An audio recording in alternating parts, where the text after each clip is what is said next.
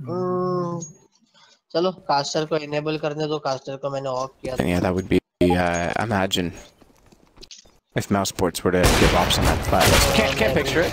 Definitely an outside shots. No. But it is interesting how many young players have come into the scene, because that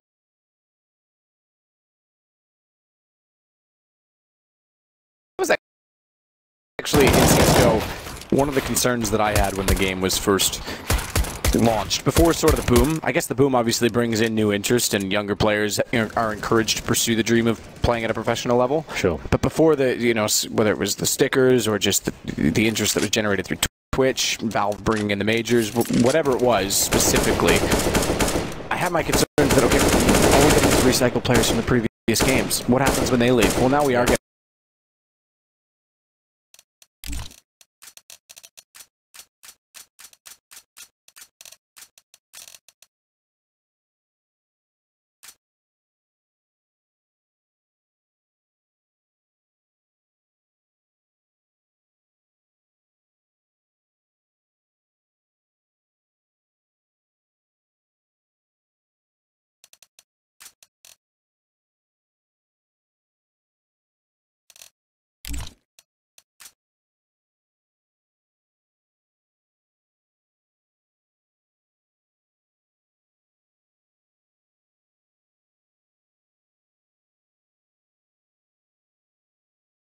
good entrance, though, from Oscar. That's the position you need to take over on pistols. You need something toward the quad position. Unfortunately, he goes down. Rops. He's up against the Rops. 1 versus 4.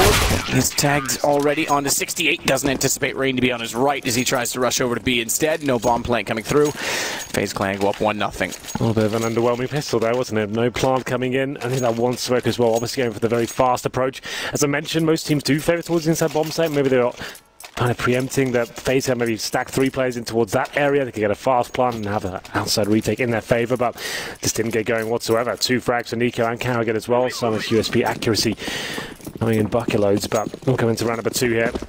No bomb planted, but no real force buy here. Rops has got body armor and deagle. Similar story for Lau with the P250, but everyone else quite a conservative buy. It's difficult to get the bomb down on Mouse for T-side on the second round of training, because you don't really get the utility. You get the head armor and deagle, sure, but you can't really do much of that. So just opting for a weaker buy here. Okay, got the flashbang and a Glock as well. Stead shot coming in. Rops goes down to 3 HP. The old Gooch. Goosh through the wall. Need. Oh, Oscar stares at it smartly. Remember, if you stare at an HE, for whatever reason, it does less damage. But without the armor, it goes down to 42 anyway.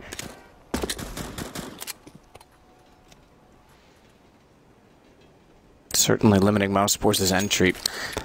Yeah. You'd feel like Rops would give up his deagle this one, considering he's got 3 HP. Give it a allow perhaps, but still wants to try and find the opening. I guess if you don't get the 1 deagle, you're dead anyway, so you'll give it a go. Can't find it. Rain takes him down. Did not hit the shot. 5 and 4. Lots of damage being inflicted, but okay, Lau does find 1 back. He gets Nico, but Carrigan strikes back straight away. It's going to be a 4 on 3 now. Rain on 1 HP somehow. Alu dropping as well. This could get dangerous. I was going to say Carrigan has to be very careful.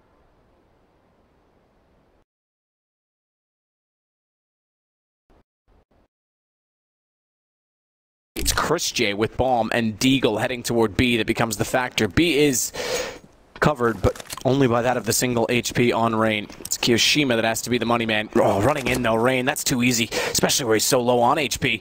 9 seconds, bomb down. Oscar's going to try and push back. Rain just needs to stay alive, stay in a better position. Bomb cannot be planted, so round over, and with 1 HP, he finds his 2nd kill. Yeah, Oscar just wanted to die there. It might sound weird for new viewers, but if he goes down after that timer expires, he gets no money into this round, and he needs money. He's the AWPer. He needs to feed farming cash, so he's happy to die at that point. Rain happy to get the kills as well. He doesn't want to delay anything. He's got 1 HP. He wants to make sure he just stays alive. Gets an extra 6.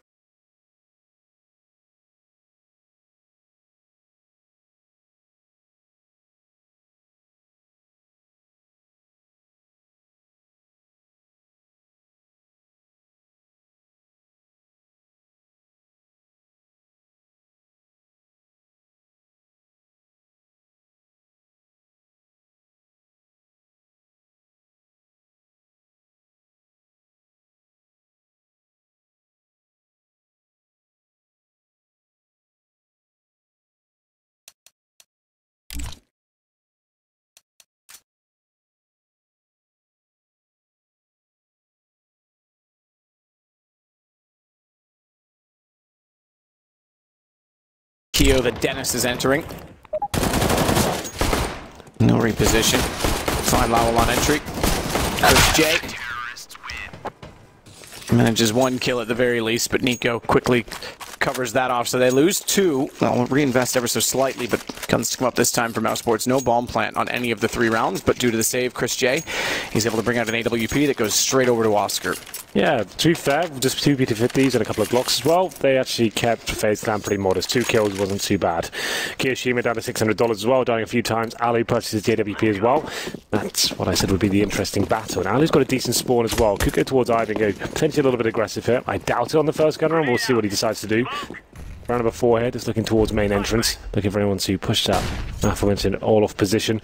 Very default round from Mousesports here. Dennis and Oscar investigating the Ivy position with the AWP. Rob's holding towards Pop Dog area. And just seeing if there's any CT aggression. The CT aggression is actually very prevalent on the first gun round. As you know, the terrorists might have Liberty utility. You've got residual SMGs or FAMASs, for example. You want to try and push in, get that first frag, and use that lesser weaponry to your advantage. But it needs to be very quiet so far as we hit the 1 minute 15 mark. Variation of the run boost in that they did it from more of a distance so that Oscar, as he was descending from the apex, could actually look down the tunnel and get positioned with the AWP. Now they're going to go for a boost on server, which Kerrigan has no read against due to the smoke. Very clever.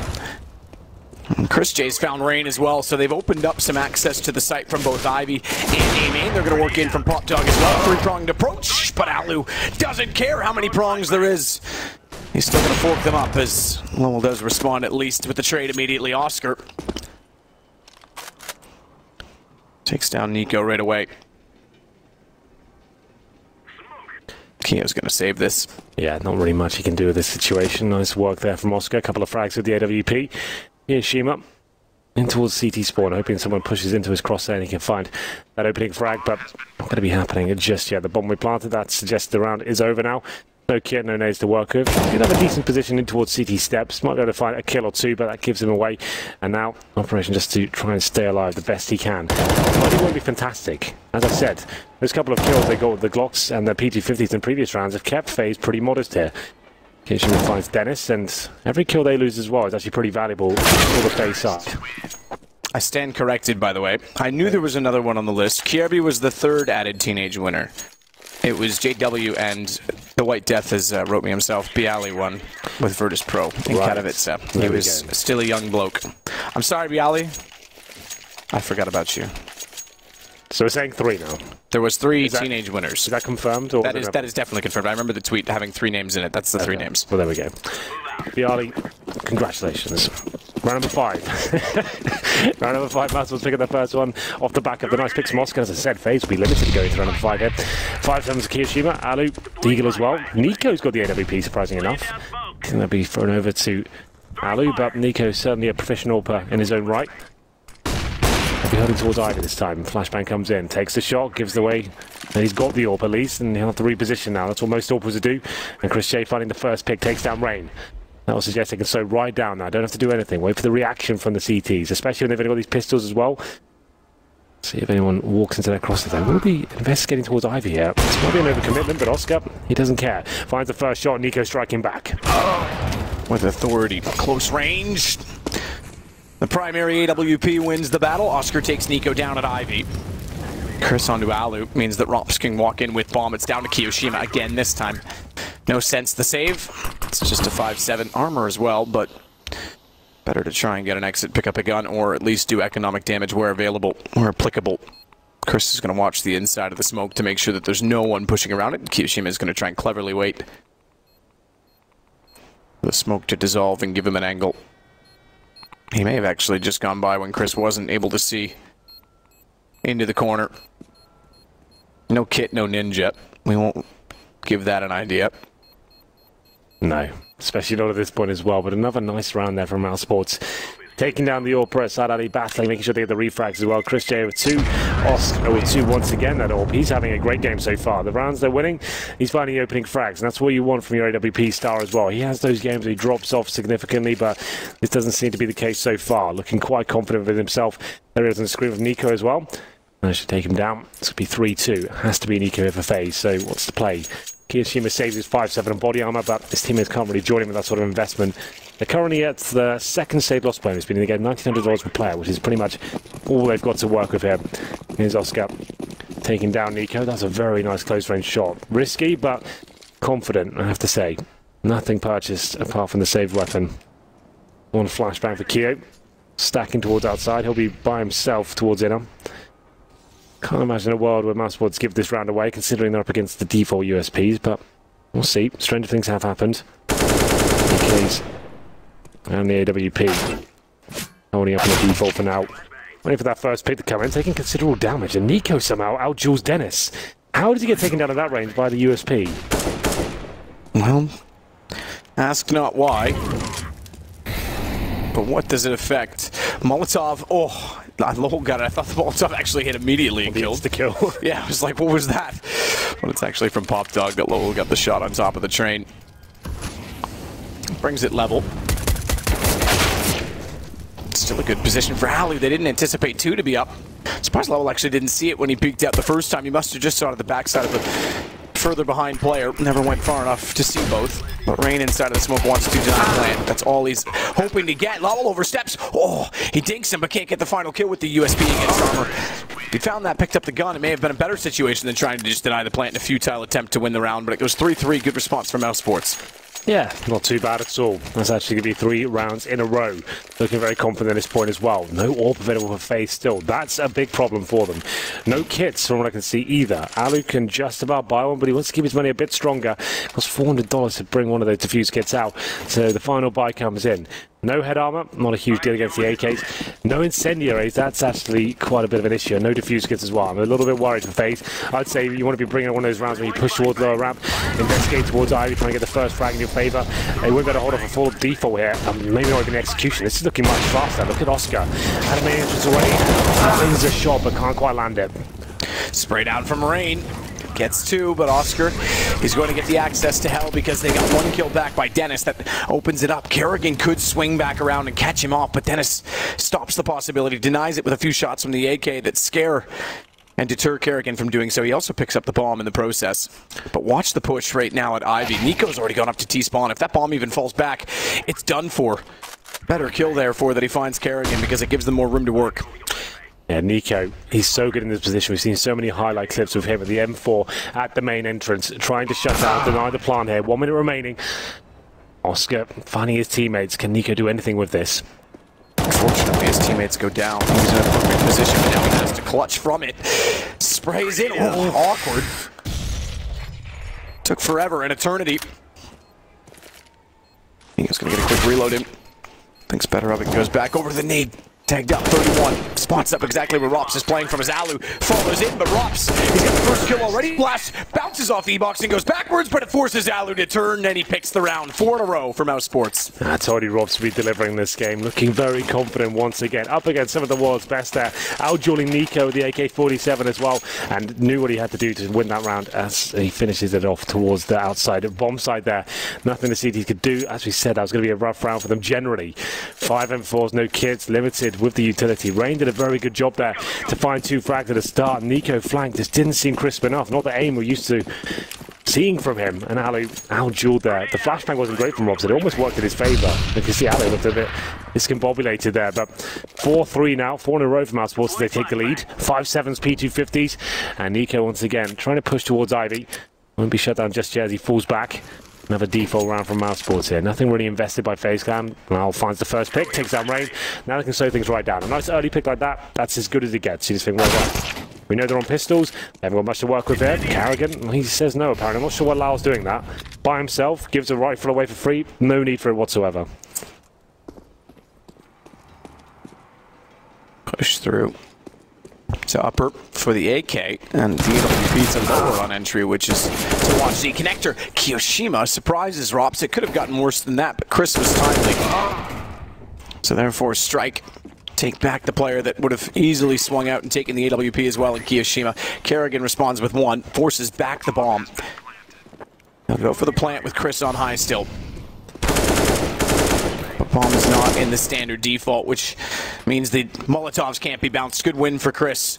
It's on the inside of the train. The door does not put the flames in that position as Alu slips up, but only the pistol. No armor, no kit. Chris swaps back out. It's now 5 in a row for Mousesports. The key thing is in those situations as well, Lau needs to be very careful. It's all about refrag potential when you're up against the pistols, right? The 5.7s, the PG50s in CSGO, very powerful. You're walking into the key choke points like Pop Dog, you better make sure you've got someone with you to get that refrag coming in, as it can fall apart very quickly indeed. Lau gives the rifle away to the likes of Carrigan as well, rotates towards inner. If you potentially give that to someone like Rain or Nico, you could lose that round. Luckily, it wasn't one of their hottest fraggers, it was Carrigan. He takes one down, and they get away with it just about. By 3, he's going to have another buy here, but he's starting to stabilise. We have the AWP out once again, as they hit maximum loss bonus. Round number 9, 5-3 is the scoreline in favour of Mouse.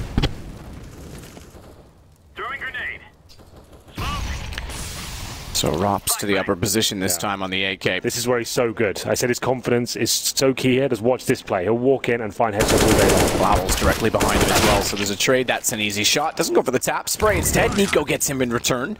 But I don't know that Nico would have spotted Lowell. He certainly will know with the Molotov being thrown. And he gets himself in a better position. Flash high. Tap of the bomb coming in behind him from Chris J. Manages to put it down, drop in. Does he just spray it? Does he just go for the tanker hold? Because Nico's slipping up. A jump. Lowell's not going to hear it. He slips in behind, but he's below. He's looking above his head. The positioning of Lowell prevails, and he finds Carrigan as well. It's down to Alu. 1 versus 3. A WP missing a first shot, just going to easily give him up to Dennis, and his teammates know it. They're not going to re-peek. He easily walks in to take him down. 6 now for Mousesports against Faze Clan on train. Yeah, CT side as well. They said on the desk that they've played it a few times. They've got wins recently against Godsent. I can't remember who the second one was. Don't quote me on it, but going against Faze is a whole different beast. Well, right now they're controlling it. That was the round I was waiting for. This is one of those looser calls where Rob says, I want to walk into the inside bomb site. It's a position where you'll commonly find one CT waiting by himself as well. Once you've ascertained that information, you've showed enough presence outside in the earlier stages of the half. Go towards inner, walk out up a ramp. It's a very uncommon play, but players like Rob's, great aimers, very confident, walk in, find that first headshot, and it's a complete nightmare for the CTs to deal with then. Molotov's already dropped towards connector, smokes deployed, bombs going down, and it's really difficult to contain, and this was the key play for Lowell as well. Missed a couple of shots in the first entry, but then makes up for it there. Nico and Carrigan going down, that's round over. And just to note as well, you can see on the minimap at the top left there, Dennis came all the way from Ivy, the long con. Could have been a bit of a blunder, but actually times it to perfection, gets the final kill. We're going to round number 10. This has to be a partial buy from Faze. Like we said, maximum loss bonus. After going 3-0 up, they've lost 6 rounds in a row, so they get $3,400 per play. I love this. I love that boost. And gets the first kill. That's a scout player as well. Double boost off pallet. Spots the ladder. There's nothing this CT player climbing it can do. Wouldn't have expected it. Missed timing, though, as Rain pops in, takes down Chris, who, by the way, is the cousin of Spun. You get it? No. Spun J. Don't worry about it. Just like to throw that word bar one in every now and then. Keo, top of the blue train. It's fine. It's early in the morning. Deagle inside of the site for Kiyoshima, though, as they go back that direction. They nearly got called off, as I was mentioning, by Rain pushing through, but Rops is able to catch off Carrigan. That'll allow another bomb plant. Max loss bonus will still be in effect. Alu's going to try and flank in behind, but Rops ready for that as well, and he continues to be on good form as he now finds himself at 8-5, 9-5 for Oscar. The same for Lowell. Everyone really firing. In fact, 9 for Chris as well. Indeed. Having a very impressive performance from Mousesports so far. This is a 0-1 game as well. Faze going down 0-2. That's a real possibility right now, especially on the CT side, but they haven't lost the half just yet. Still early days. We won't get too carried away. Alu on the AWP now, as expected. Carrigan bringing it out as well. As we go to round number 11. So far, so good for Mousesports. They haven't given away a single gun round as of yet. Calls are being pitch perfect as we see another fast play towards outside, I think. Towards Pop Dog, 3 players committing, but Nico and Alu fighting back this time. Good shot, Oscar. It's the only entry, and Rain shuts him down. It's suddenly all on to Dennis. Finds the first and the second quick enough that he's got a chance in it. He's got to get toward the ball behind the E-Bok, but they've given him the room to do so. Oh, Molotov out. Alu is low. But wrong time to peek with the nade, especially where you can throw it over the object, to be fair. That gives Faze their first round in 6. Thankfully, they carry over both AWPs because they lost 3 players. Much better there from Faze. The double AWP setup prevails. Kerrigan and Allo doing some work there. Rain, especially with the M4A4 as well. Mousesports trying to dictate the pace of the game. They've had some very slow rounds, some XQ-based plays, some fakes going on. But this time, full outside rush, trying to work out what sort of weaponry Faze have. Now they know it's a double AWP setup. They'll probably be more cautious and actually deploy the full execution to take those AWPs out of the equation. We'll see if that comes in. Number 12 here, scoreline 7-4. Towards inside we go, and Kiyoshima by himself as usual. Hasn't had the most exciting game so far. Is a very good inside player. Using the incendiaries to deny any sort of rush, and Nico, of course, pushing Ivy with the M4. Quite the audacious play, but if ever there's a player to do it, apparently it's not him as he gets taken down by Dennis. Down to 9 HP, gets dinked in the process, but that's a great pickup. You take a player down, Nico down, you can slow the game right down at this point. Just work out what's the next play. CTs have to react. We know they've got double AWPs as well. We've still got our utility. This is looking very promising. And that's one thing that the Faze do not have after resetting the bonus. They've got 2 smokes left to work with in terms of long-term delay, and then 1 incendiary to shut them down beyond that. Alu does have an op, though, and he's got vision at Ivy. Dennis is low enough that he could be sacrificial, but they're going to send Oscar instead. Last time they run boost him across. Oh, missed shot Alu. He's been missing a few. He missed a few yesterday as well.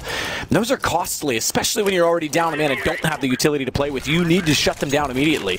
Yeah, he hasn't looked his best so far, but we'll see if he can recover here. Stays alive for now. It goes down to 49 HP. They've shown presence at Ivy and pushed Alu back as well. So what's the play here? Leaving Dennis towards that position. Lowell and Robs are investigating towards inside, deploying some smokes at this point as well. Trying to, like we said, deny those AWPs. As the smokes go in, they could go for an outside play here. Oscar leading the charge up to Kerrigan now to see if he can find the next pick.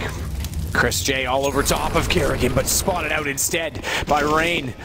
Plays from Z connector. Keo's going to try and work down ladder, but Robs waits for him. That causes problems because they were relying on him to catch off the players working in. And Kerrigan gets passed by Oscar. He goes directly beside him as Kerrigan pulls back, though. He bumped the AWP. 2 seconds left, and already Rain is running. They'll find a second round in a row as we go 7-5. Something to get excited about, but not enough to be elated. They've got to stay focused and continue to pull this back. They're only keeping 1 or 2 players alive in the rounds they're winning as well.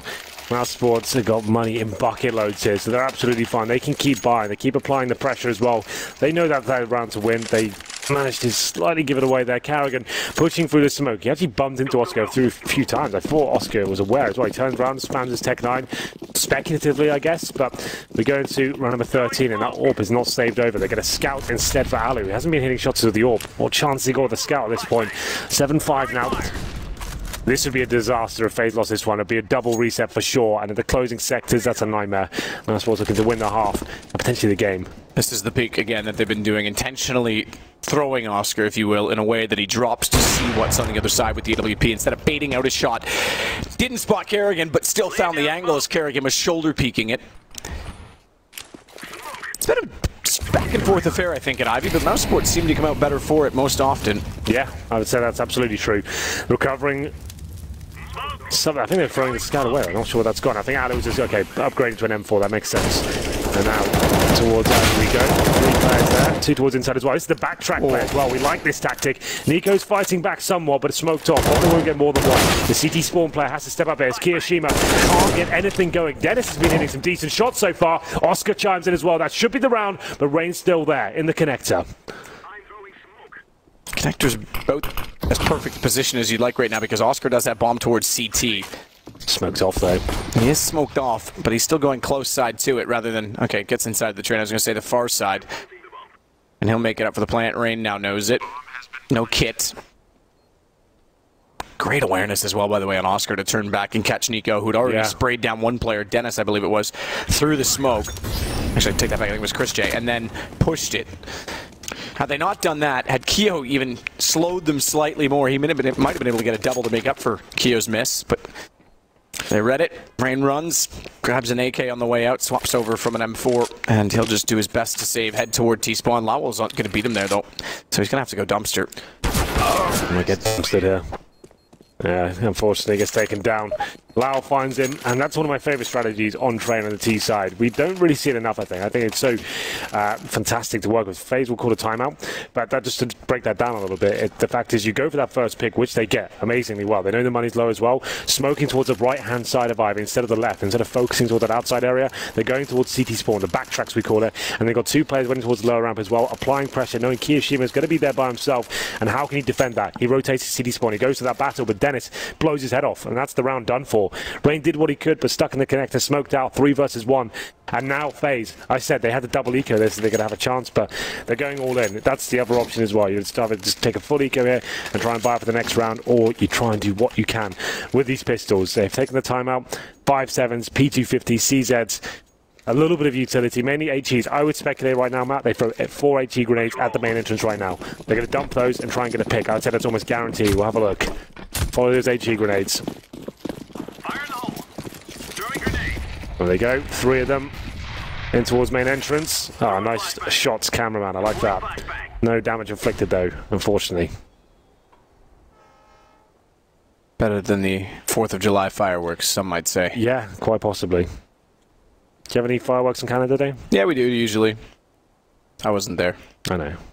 This year was the 150th, so it was rather big. No wait, though. Patience for Mousesports.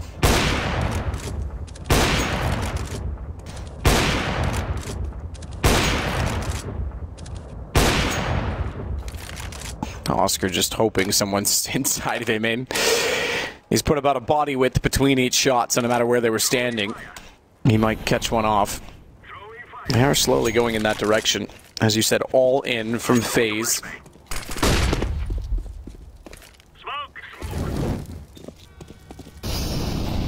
And this starts the entry point. Good shot, Nico. Headshot on the P250.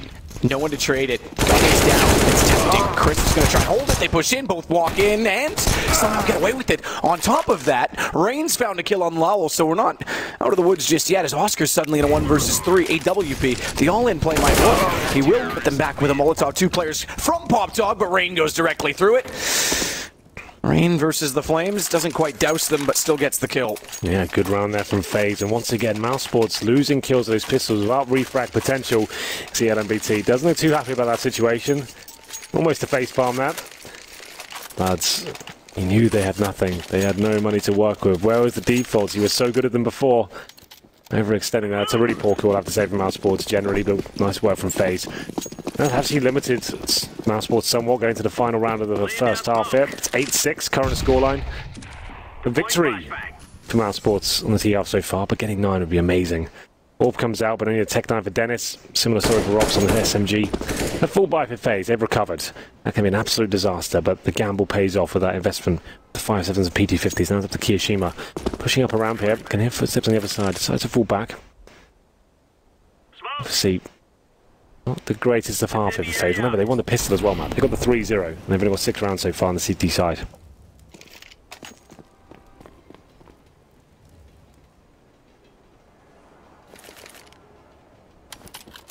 Not something you see from Faze commonly. And for a team that's been building for years, you could say. I mean, G2, Kingwin did have a run at Cluj-Napoca, but that was a very different lineup.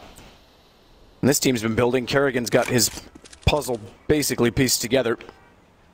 Excellent string of results.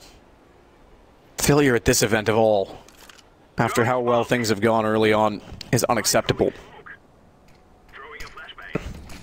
Going down 0-2 is also unacceptable. As you say, chance to go for 9 for Mousesports. AWP can't quite see through the smoke from just the Molotov. Switches the guns at the wrong time, but a small angle for Lowell still makes it work, followed by Rain. Good trade back, better hold from Oscar just before the smoke was deployed as well, so they've got post-plant covered with a man advantage. It's in default. There's no Molotovs, and a good kill from Nico on Dennis means they can get closer. They do, however, have the high ground. Kerrigan's on 20. He's gone to the AK. He'll get on it immediately. Quick tap, rather, to try and pull them out and see where they are. Smart that he taps it as well, because Nade would have killed him. He stays on 8. Nico holds the first shot, still looking at the high ground. Nico steps up, better late than never, and they'll go 8-7, so at least pulling something back in the half. Yeah, wasn't the best half from Faze Clan there, but towards the end, much better. In the last 5, they got 4 of them, so not always lost. Great half from Mousesports generally, after losing the pistol as well, having a string of 6, I think actually 7 rounds in a row in the mid stages there, so that was very, very good from them. Controlling the money of Faze every round they won, they would shut it down, and Faze looked out of their depth of points as well, especially the likes of Alu. He seemed almost non-existent in the stage as well. Kirishima as well, it's a bit more forgiving for him. He's playing anchor, B bomb site, lots of rotations towards outside. But Alu, he gets, what, like 9 frags? Sure, that sounds okay, but for him, on an AWP map, you feel like he should be posting big numbers there. Haven't seen too much from him yet, but still, win the pistol right back into this one. Faze on the T side now. 3 sets of armor, 2 smokes and a Molotov. That suggests they will go inside indeed. Smoke towards that lower ramp, maybe towards upper as well. Molotov the connector. And we'll see where that comes in. Actually opting for Pop Dog here. A fast outside split as well, it seems as well. We'll get into it. Rain taking that low. Good shot. Glock at range. It's a response, though. He'd found the first pick ahead of time. With Chris J falling and the bomb going down, it's advantage to Faze. Tapping away as well. Rops, he hits him to 14, but the last shot is the last laugh, and Rops gets it. The USB from range finds the headshot. Continues to tick away. The kit's in the hands of Dennis. And everyone, look at the amount of red right now on the CT side. Gets hit around the same time and same damage. Still they're holding on. Rob swings to find Alu. Nico's got to get aggressive, but he's not aggressive enough. Already Dennis has got the defuse. As mentioned, he had the kit, so Nico gets the kills. That's all good and well. They get a bomb plant down. He'll have money. The question is, do they force now or wait one more? They could force now. With him getting the 3 frags at the end, he can drop an AK-47 for his teammates. They could buy up armor. Same story for Rain as well. Can drop an AK. They have Tech 9s, 2 AKs, armor. It's certainly an option, but that is a high-risk play. The other option, of course, is to force up AKs in the 3rd round. That's more conventional, and it looks like that's the option to go for. No exciting gambles at this point. You almost wonder, with the 4 timeouts, is it worth it to call a timeout then to make the team think you're going to force buy and then just rush with the pistols? Yeah. Because then they would be sitting back and you'd easily get another bomb plant. Yeah, that's not a bad idea at all. Tactical timeouts in more ways than one. Yeah, I mean, Kerrigan's kind of known, well, he's known for some BM timeouts too, but for being quite clever with timeout usage. Yeah, it's always a risk. And it's one that probably could have paid off here. But not meant to be. Rops should find a few frags here. There's 3. That's quite nice. 4 in total, and the ace. Yeah. Won't get too excited considering they've got Glocks, but still very... I will. You will. I like yelling. You're allowed to. Thank you. But I won't. But Thanks, it was Dad. still a very nice, good display of aim and managing to deny the bomb as well. And BT doesn't look too excited with it. Even flipping at the bird right now. So, why not? Unintentionally. Yeah. But, This one was, the 4th one was worth actually getting a little excited about. yeah. Denying the bomb, that's the big deal there. So that's good news. Normally, when you've got that solo player, that bomb will go down, but I see him doing a very good job there. We're going to run number 18. Orbs coming out for Oscar. They know the AK is coming out of the 3rd, and they might be boosting on the server here. They will indeed. Dennis trying to work out if he can get that first pick. Nothing as of yet. It's a full default from Faze. Decent buy, to be fair. 5 AKs across the board. Smokes. A couple of Molotovs to work with as well. Bang there. Pre-firing that spot. Dennis was up, so it's a good job he fell back at the time he did. And the counter smoke from the CT side is to buy the CT side some time. Just to give you an idea of team game versus individualism. For Mousesports, pretty much everyone is equal. 16 the highest amount of kills for Rops, 10 the lowest for Chris J. On Faze Clan, it's Nico and Rain. 17 for Rain, 16 for Nico, and 5 for Kiyoshima at the bottom. So it's very uneven, which I think speaks to the scoreline and the fact that Nico, especially in the last round of the first half, stepped up in multiple occasions. Oscar can't quite hit the shot toward A main. Flash in, his little peek off it. He's instead going to be patient because he doesn't know if they've entered already to go toward E-box, and he knows they have to cross. Doesn't quite have the angle to get the jump on the shot, but he could swing out behind them. He's pushing down the lane. Rain's ready for it. Flashed off. Lowell doesn't know, and when he goes, the vision's back, and the kill is made. The early buy is going to work. First gun, it's Rops versus 5. Yeah, absolutely. Works. And then some. 5 players surviving. Faze Clan, pretty textbook round there. A few smokes deployed. Attacking the main choke points at the map. Main entrance, Pop Dog, Ivy as well, hitting the headshots. Alu with 2 frags, starting to come to life perhaps here. Rain and Kerrigan, and it's just going to be Rops remaining, but he's by the old vending machines now. I can hear the music coming in. I know, I always forget there's music there, and I looked at my phone like, did I leave an alarm on? No. Like, is that me? Did I do that? I think the most memorable music, even though it's not a commonly played map. Inferno? What? Yeah, okay, maybe. I was going to say Italy. Yeah. Because it's everywhere. That guy, like, singing opera. Like when we see those Thorin Chronicles bits, for some reason I'd keep expecting the Inferno music in the background. Like that would make sense to me. I keep looking at that video. I think that's the music that stands out for me most. Well, that's where he's sitting, is actually in the vault. Yeah, exactly. So I was expecting to hear it playing in the background. That would have been perfect. But no, not yet. We're going to, I guess I was removed for this version of Inferno, wasn't I? I don't seem to remember it when I've played it or heard it. Yeah, good point, actually. I don't know if it's in this version or not. It's not something I like, No, I'm always search for. It's like the Spanish guitar that was at the team spawn. Yeah, it doesn't seem to be there anymore. Anyway. The bells aren't there either. That's true. What I try to do. Yeah, there's an homage. Yeah, the little chalk drawing. Well, for now, Mousesports saving the M4 are down to Eco. Had some tight rounds and Faze should be able to get back into this now. Alu starting to hit some decent orb shots now. Takes down Oscar. Another pistol, so Rob's towards dinner. Trying to answer back with his M4A4, but nothing to find just yet. It's going to be up to Nico, the one tap. That's quite lovely. I'll take that. But thought Dennis was going to strike back, but Carrigan's got his teammate covered. Thankfully. Using the button system, we call that. It's true. Never go home alone at night. Howell does get one back to grab an AK-47. M4 for Rops. Potential for save written on it. Minute. Or I guess if you want to be technical, bomb time to do so. Won't quite be a full minute. But that's the intended goal at this point in time. Lowell's got to be a little bit careful. Player at A main, he could be pushed, but we get to listen to the song again, Henry. That almost sounds like something we'd get in a restaurant, a traditional Polish restaurant here.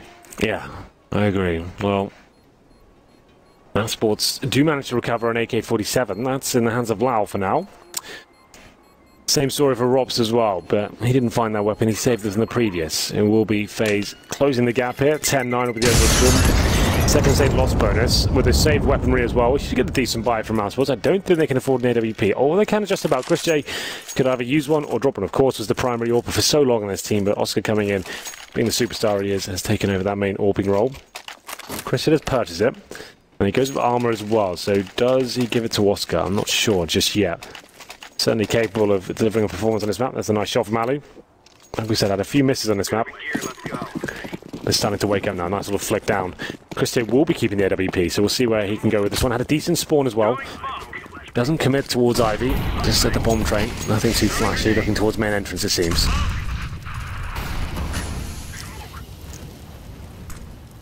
No, aggressive toward the E-box. Flashes over high from Rain. He's actually blinded himself with the way that bounced. Didn't really go to plan. Dennis will take down Rain. Kerrigan's going to follow up. Dennis has the same position, so he's got to be careful, Kerrigan. Oh, timing is everything. It nearly catches Dennis out this time. Kerrigan can't land the shots.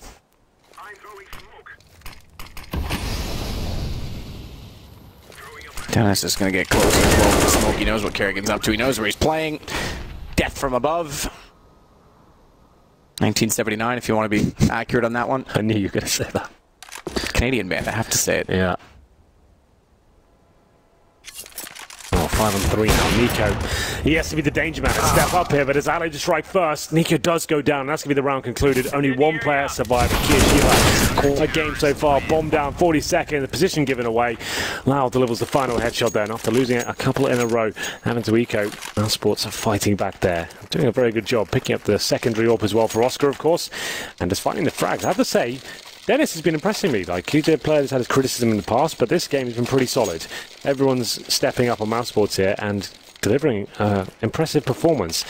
Pretty much everyone's in double figures. Chris J at the bottom on 11 and 14. Next to him will be Dennis on 14 and 15. Everyone else on 15 frags. So everyone chiming in at 1 point. On number 21, double AWP set up here. Chris J and Oscar trying to open things up. Still money available for Faze. Probably be their last buy. Maybe one more on the back, considering the bomb possibility in Alu. Now he is hitting shots. Takes on Oscar at the upper ramp. 5 and 4. Do they fully commit? I think the answer is yes. All 5 players this side of the map. They want to get in there and get stuck in. Robs certainly has stuck into that side. He's done very well. We got the ace there against pistols. This time gets 2.5. Dennis getting the follow follow-up, but Alu's gotten him in return, and Kerrigan's ready for the flank dink, however. So although it's a 2 versus 1, there's a chance for Chris J. Problem is he's on the AWP. I say it's a problem. Yet to be determined. Smoke off, no plant on B. He's read the fact that they've cowered away and gone back over to A, and his timing is perfect as well. If he can get in and get scoped in time, he could easily find the kills. Down goes Kerrigan, he was carrying the bomb. 1 versus 1, 59 seconds, and Lowell has to make a decision on, or excuse me, Alu has to make a decision on whether he plants or hunts. AWP versus AWP, and Alu lines it up. Foot shows, Faze pick it up. We've certainly got a match. Yeah, we do indeed. That was such a tense round as well. Rob seems to be the king of that inside area. T-side and CT doing a great job there. 2 spray down, and you thought, okay, he's done enough, but Baseland do answer back, and just comes down to the 2 versus 1. Chris J, great awareness, like you said. Here's the initial frag. Oscar taken down by Alu, who saves it in the end as well. Gets the first and last frag of round number 21. Scoreline now 11-10. Money pretty dire for Mousesports once again. 5-7 for Lowell. Dennis on the UMP. There is an orb for Oscar. Same story for Chris J as well. So pin everything they've got towards the sniper rifles. No kits. Little to no utility.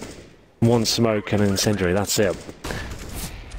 This is a huge round. FaZe Clan will just equal things up and put Mousesports on the weekend. They can pick this one up.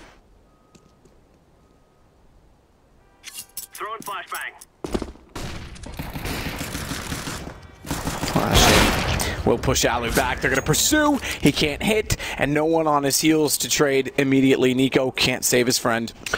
It seemed like he was in a position to do so. I guess he was hoping he would overextend and try and pick up the weapon, but he actually just gets away after picking up the free frag on Alu there. 5 on 4. It's just what they needed, especially the pistol. It's going to be sacrificial in that sense. It's not a huge deal if it goes down. He finds the frag. That's amazing. And Oscar could find the second hit. Amazing. Takes down Kiyoshima as well by himself. 5 on 3. Nightmare situation now for FaZe.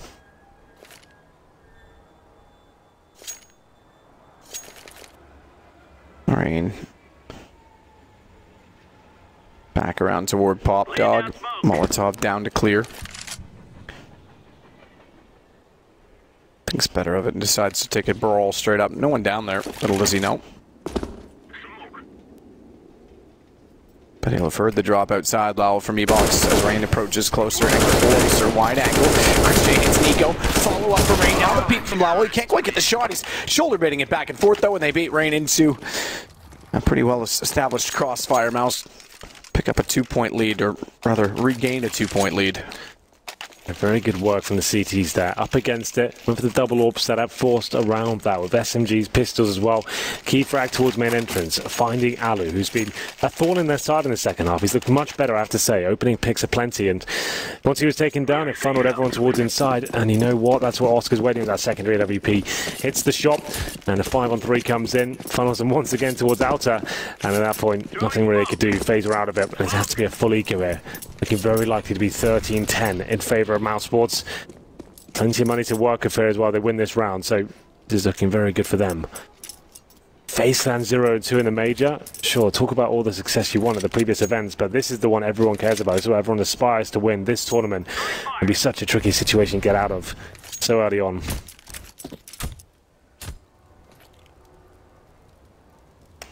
Alu's grouped and ready. Kerrigan, the only one that's not looking toward A main. He's heading down toward Ivy at this point.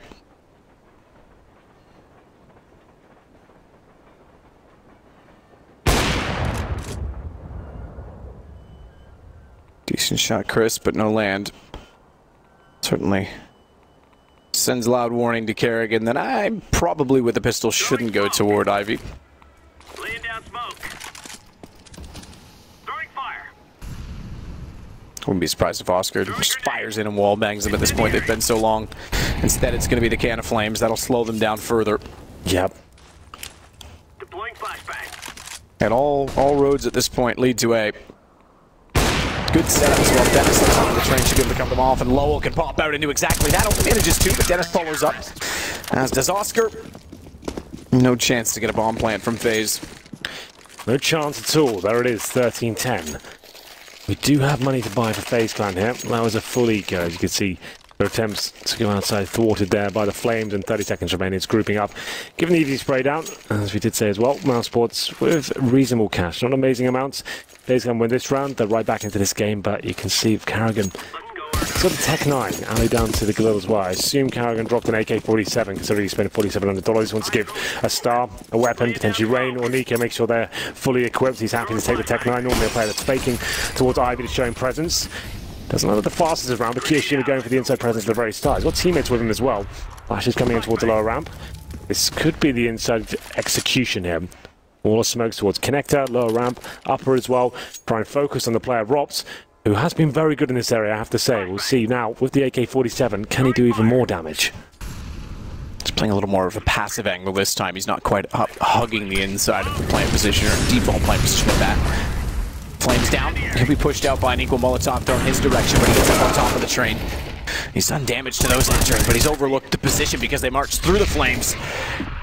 And a dance to the gods of fire will allow the kill, but Lowell gets one back bomb, goes down. Faze will be desperate to hold it. 4 versus 4 in the retake. Dennis starts to work above the protector, looks down the lane, but Lowell finds Kerrigan instead. That opens up the position for him to jump across, but he jumps into Rain, who's still watching from the hitch, found by Chris. They know where Alu is as well. That's one of 2 found. He's on top of the train. He's on top of it, though, which means the top won't hit, which means he can re-peek, and in re-peeking, he'll find 2. Oh, took the right target to start that. Didn't go for the AWPer, and the CT player, Chris J, pulls his pistol out. Can't deny the spray at the Galil there. 13-11. That's quite huge for Faze.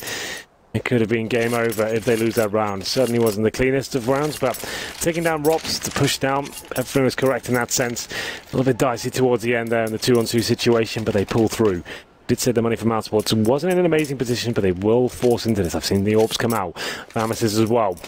And let's see what the final verdict is. We still have the $5,700 on Oscar as well. He has not even purchased into this round. So presumably they've taken a pause here from Mousesports to work out what the players. Actually, Faze has called this one. They're 3rd out of the four available. Number 25, you're just joining us. This is the 0-1 game. Important for these 2 teams as well. Both legendary sides and looking to do what they can here. Faze clan especially, going down 0-2 in here, that would be a huge deal considering the form we saw in the group stages at Cologne, right? That was when they had to go through the very last round, and it was touch and go considering the way they were playing at that tournament. I said the word slump. That's probably a stronger word than required, but definitely a drop in form. Yeah, I think it was a correct word. Either way, Rain, he gets the first frag there. It's just a 4 spy from Mousesports, 5-on-4. As we enter round number 25 here.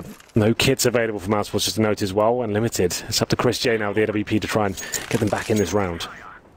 So Kerrigan had jumped across to give Ali the angle from the dumpster. Dennis is watching Ivy, but he's inside of the smoke. 3 players from Faze want the position.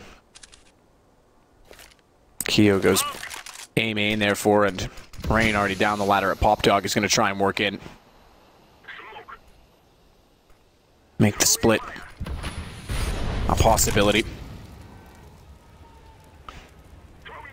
All the utility being deployed at Ivy, Chris isn't exactly sure where to look. He thinks he may have to give support to Dennis, but he's the main gun at the front of the site. He needs to keep his intentions clear. The only thing clear was a bullet to the brain as Rain walks out from Pop Dog. Oscar, stuck in hell, strikes back though. He takes down Kerrigan at close range. Dennis does the same on 2. It's Kiyoshima. A kill that evens things up, but in the flurry of the exchange, makes up for the deficit by which was overcome on the Mousesports side. Yeah, bomb down as well, 30 seconds remaining. Dennis with the AWP. He's actually in a decent position. He can look at the bomb. Rops, though, needed to buy himself more time there. Dennis had that one set up for him. Made them work for the bomb, then Rob shows his hand. I feel like that's a bit of a mistake, but that smoke could be a lifeline. Dennis just keeps in this round. That's a huge blunder, but Rain reads it. Swings out, hits the shot, 13-12. Money on the other side of things now is broken, so Mousesports had an advantage at 13-11, or rather 13-10, excuse me. And Faze have returned serve, broken them down, and have a chance to tie the game late. Better late than never, but it's still not comfortable for Faze. Absolutely. I feel like Rob's could have done. Full save I think has to be in order because they're at 2K, but they want to buy in the next. Definitely. Yeah, you wouldn't force this. You've got the 2-round loss bonus, and it's not match point, you don't have to force. We'll see what they can do though. 1 PT50 purchase. And it will be stacking towards outer, one on the inside bomb site. Faze very slow in their approach here. Nico and Carrigan working towards Ivy. Getting the first pick, this will tie things up at 13-13. Alu finds the third, and that should be the round done. Not really much Mousesports could do about this.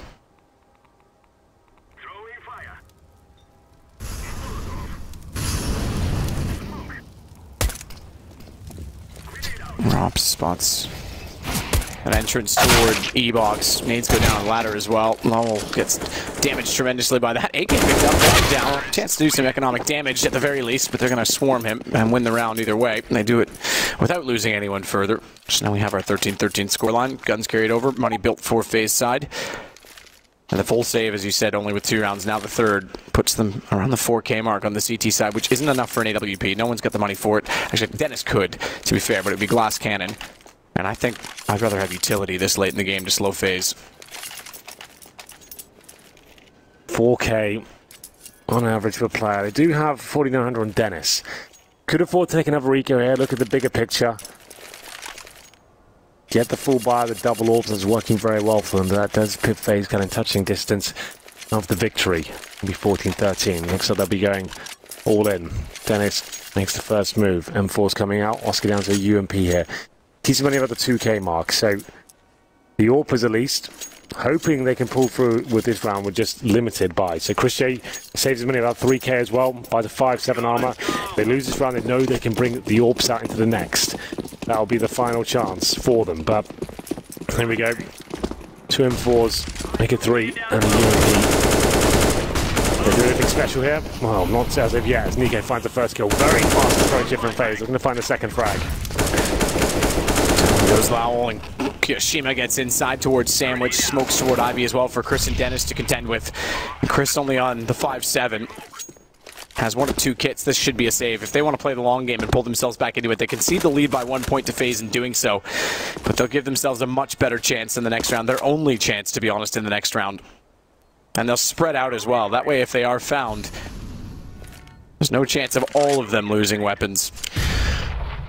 Indeed. They save the weaponry here with Chris J with money in the bank as well. He can bring out the AWP, and I guess this is pretty much like eco in this round. If they can just save these 2 weapons, they'll be, well, should be fine, I should say.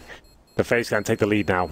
Been a very back and forth game. Faze not looking the dominant selves, but Alu, he has been hitting shots in this second half. Finds Chris J. Not a huge deal, needed the 5-7. Still limits him. Dennis does manage to stay alive there just about as he finds Nico. It's going to be 14-13 now. Lots of money available for Faze can. Not almost a non-issue at this stage as well. They're all encroaching on 5 figures. Orbs coming out for Oscar. This will be it now. Everyone's fully invested. 3 M4s. I found this AWP. Dennis with the AK-47 as well. Faze looking to close this game out. Overtime very likely at this stage as well. I'll just point that. It's definitely a possibility. Oh, hit him. Certainly did. Alu's tagged down to 18. So Oscar, if you will, has won the exchange.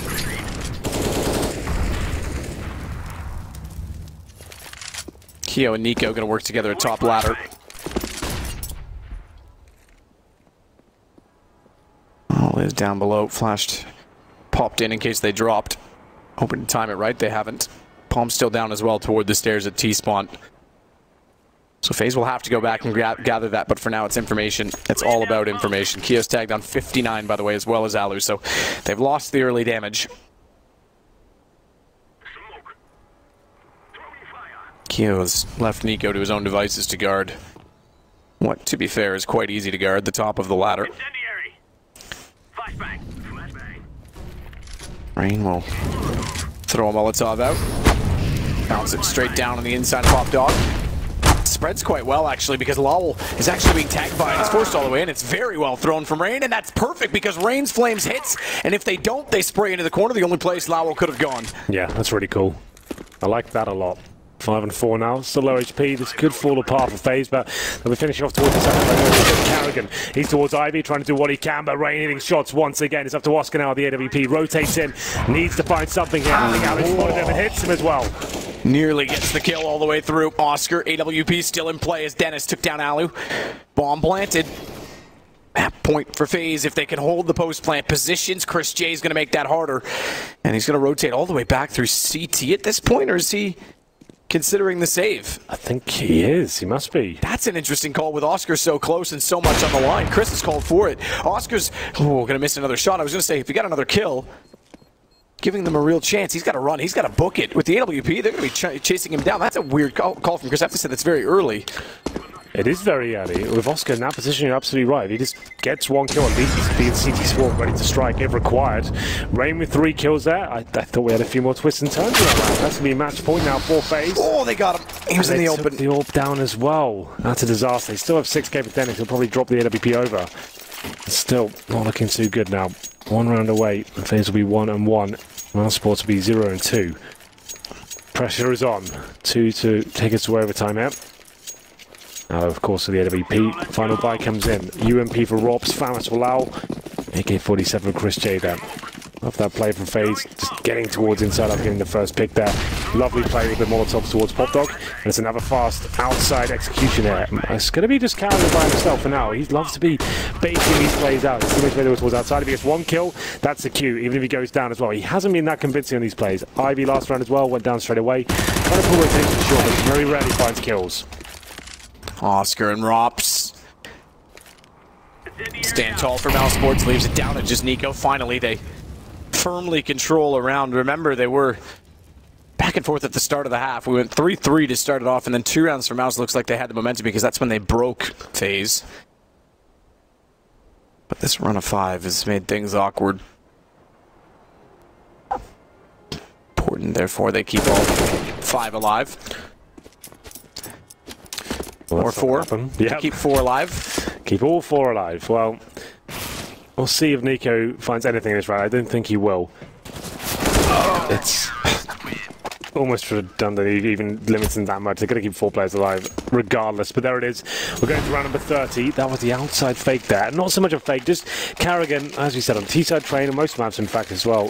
He likes to go towards certain positions, key choke points on that by himself, smoke out, a few swings with his teammates as well, and he'll try and get his way and navigate towards the bomb site, try and get that 1 pick. If he gets it, it looks amazing, because then he pulls the rotation from inside, his teammates ready towards inner, and the previous round he does towards Ivy when they're ready to do the same thing, but didn't really work out for in that previous one. They get the first kill, then Rops stepping up towards inside with the UMP, gets 2 frags, wins a round. As I said, overtime, very likely indeed.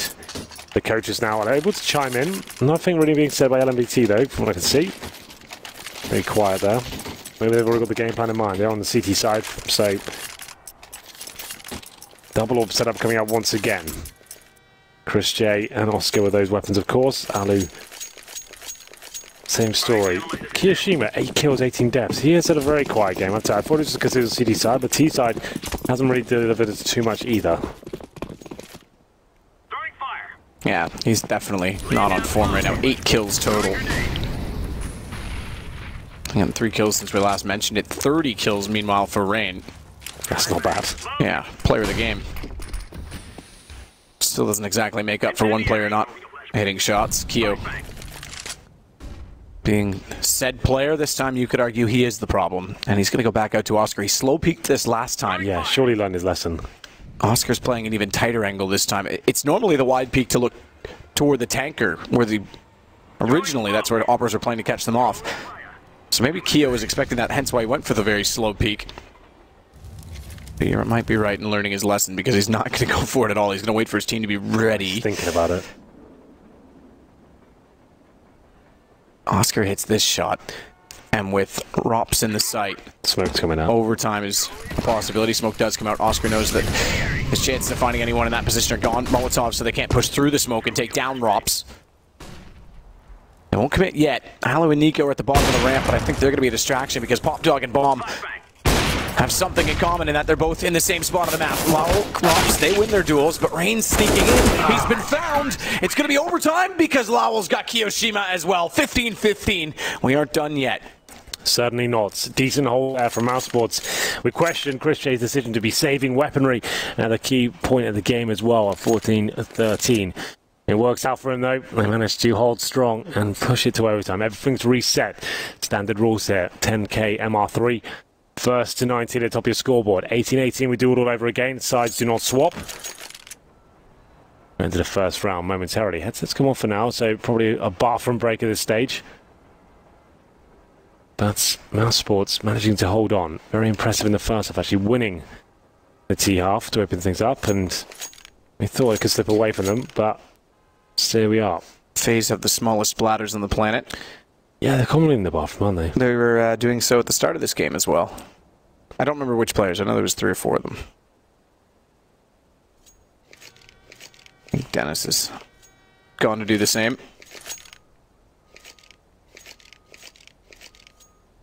Not our first overtime in the major. I think we had one at least yesterday. Yeah, Mortals Astralis. Yeah, the last game of the day, of course. That's the way it always works. Yeah. 1917 for Astralis. They and SK both, if you want to call them the favorites, I would say with the form Faze are in right now, those are the 2 front runners. Both struggled in their opening match. Yeah, absolutely. SK against Penta. Not the most convincing result for them. 16-13 in a game they arguably should have lost, considering how some of the rounds went down. Coldzera bailing them out a few times. Very good performance from him, but it felt like Penta had control of that situation after going 10-0 down. Astralis, you're right, and going overtime with Immortals as well. But they are a very good team in their own right, but you'd expect the current major champions to be able to take them down. But still, Immortals, always a bit of a dark horse. I was about to say at these majors, it's actually the first majors I've ever been to. That's kind of a crazy thing to think. I've tried to qualify for 4 in total, I think, and only made it here. Yeah, that is actually shocking. But to have an overtime game against Astralis when they did arrive is not bad. No. I'm sure they wanted the better result, obviously. But yeah, that is... I mean, I think Heather Sapphire had really good footage. I think obviously PGL does as well from the production, but the emotion just from qualifying that we got out of that team. Yeah. About as emotional as I've seen a team get lately. Yeah, it meant a lot to them. But everything we really said in this game, at least. Faze not looking their absolute best. Some of the key names missing from the serve at the moment. Kiyoshima especially hasn't really delivered a world-class performance. Alu in the first half very quiet, carrying in on 12 frags as well. He's been trying to sell fakes on either side of the map, and the T side. I feel like teams have just got his number on those sort of plays now. He's by himself and doesn't really seem to be selling too much at all. But almost ready to get back into this. Chris J sits down, leisurely pace. As I said, the teams do not swap over. So let's talk about the CT side on train. Overtime needs to be a little bit careful. The double orb setup, obviously always viable, but with this sort of money, when you have 10k and MR3, double orb setup, lose that first round, you're extremely limited. You could be on pistols by the third. They need to work out what's best. You'll see almost all the players get no head armor. There's not going to be any SMGs up against you.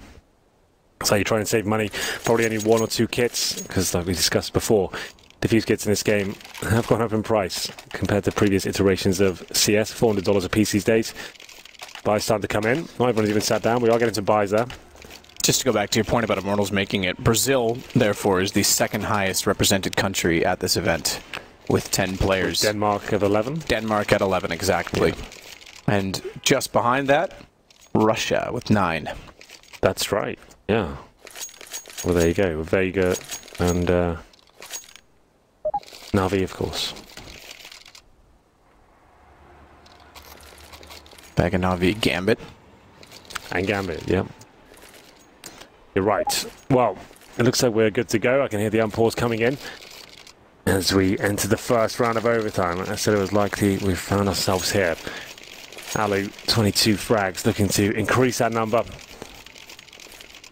Double orb setup does come in, just to note as well. Chris J doesn't buy any grenades. That suggests he's going for a bit of a hero play here, Matt. He might be going pretty straight up push, knowing if he goes down, he doesn't want to invest in any sort of utility whatsoever. That decent spawn could push Ivy. Flipside is also in on the Russian. Yep, that's so right. They've got the four teams. Lots going on there. Chris J, fast play, you called it. AWP, he's going to go directly out to try and push. First round of overtime. Faze woke up late and pulled this back, but it's not been convincing, and Chris does catch Kerrigan. First time they've pushed him all game, and it's now of all times. Time to go unorthodox, time to catch them off as Alu. He's going to work in front, A main. T-side of AWP getting aggressive on entry. Bomb still waits back by spawn, so they have to get an equalizing pick. Spots one on the train. I think he may have been seen in return, so Quick coordination, double peek. Lowell finds him from below the E-box. Yeah, I like this from Mousesports. We haven't seen much of that towards Ivy. Christian, like I said, getting no nades, meaning if he does go down, he doesn't lose $1,000. He knows to go for that aggressive pick. If he gets it, great. That's worth not even having utility, right? He's got the AWP. He's fighting regardless, and it just saves him a bit of cash going forward a little bit deeper into this overtime.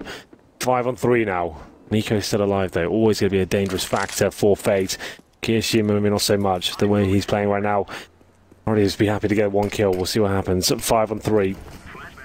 Smoke's deployed. Flashbangs available still. And they'll come in. Kier can find some kills in overtime. All will be forgiven him. Only 5 seconds remaining. The final commitment will be towards outside. Molotov deployed as well. Rain with the final flashbang. Good flash out from Rain. Self-flash. Didn't land the first shot, but assessed the fact that it was behind the train and his spray was far. Went for the close target instead, so at least gets one that's traded. Nico, top train, finds Chris J, but he's all alone. He'll have to find 4 in the round if he wants to win it. Bomb down near the train in 13 seconds. There's no need to overcommit peaks. And as he gets closer, he's going to be flanked out by Dennis. Doesn't even need to get that far. 1-0 Mousesports in overtime, 16-15 overall. Good job, Mousesports, recovering the orbs as well. 3 players surviving. It's always a CT side where it's difficult to manage the economy. They did a very good job there. Slow approach from Faze, a default, if you like, just trying to get the key choke points under their control. Pushing towards Ivy, Christian to get that first pick. And they managed to get the second as well. I think it was Robs to pick that one up. 1-0 here. 3 rounds played at either half. So, orb for Alu once again. No one surviving the previous round, but we'll see whether he can open things up. Might be a change of pace here. There's more players heading towards inside and Pop Dog. All 5 in fact, so this could be a full-on execution to kick things off here. No Carrigan antics towards Ivy. He wants to be part of the action this time. Laying down smoke. Flashbang. It be hard. Rops will be inside. He's done best when he stayed aggressive, so going to the passive angle, remember he was overwhelmed here last time because they went through flames. Alu gets Oscar down, he goes back to the aggressive position, only managing 1 kill though before Rain responds to then plant the bomb and mistimed Molotov. Means the smoke due to dissolve within the next 5 seconds. Kerrigan with no flames to protect has Dennis walk through and find the gap. I was a little early on my timing, that smoke's been there and lingering longer, but it's the advantage nonetheless to Mousesports. Rain at Tanker's going to get the information early when they cross toward the site. No need for Nico to peek out. He'll watch the high ground. There's the information called. He goes down, though, is the problem. Not even a single kill. It's going to make Nico's job very challenging. Molotov off it, and he absolutely cannot. Nothing he can do. Has to concede and just try to save the AWP at this. More so as he's on the T side. And it's 2 straight rounds for Mousesports. Money is tight. Faze are in a tough position. That's actually kind of sick from Mousesports. It wasn't an incendiary. They picked up a Molotov and coming for the retake. I just spotted it just as they're coming in as well. You think, oh, Nico, up around, bomb down, hits 1 shot, he's into this one. As soon as I saw that Molotov, I just knew it was game over. No chance he's going to win that. Everyone knows it'll be towards that upper ramp area. Here's the initial shots from Oscar and Alu. Nice refrag from Alu, but not enough to win the round. Bomb gets planted. That's some good news, at least, as we'll see. There is enough for the AKs, and they saved AWP as well. It means they get a decent buy just about. Alu with no head armor as well. Obviously, you have to spend a lot more, but it's 2-0 in favor of Mousesports. Looking very promising for them. Final round of the first half of overtime there. Leg shot gap anyway. It wouldn't have been a kill, but thought Ali might have gotten a chance to pull the trigger. Smoke. He cops an aid down to 75. Laying down smoke. A run boost this time from Kerrigan. More traditional, just gets him across, not like they were doing with Oscar.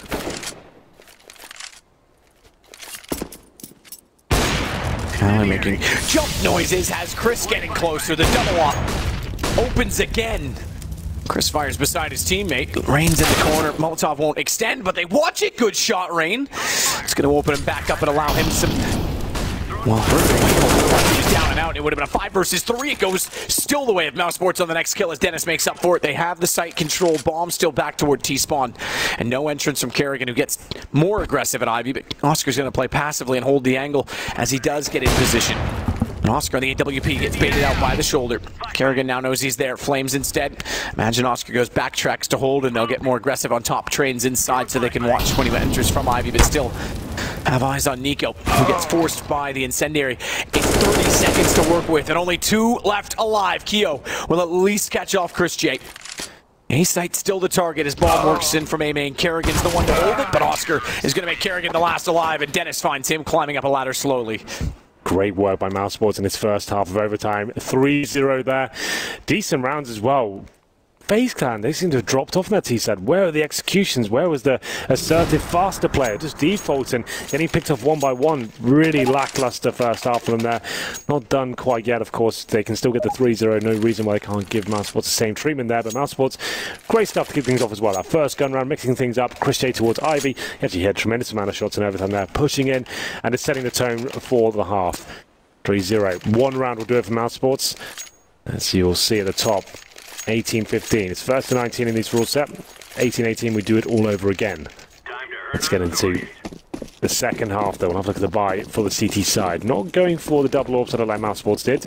Kerrigan can double orb with him, but not known to be a superstar, but just decent enough. But there we go. Oscar looking towards the main entrance, seeing if anyone does dare pick from Ivy.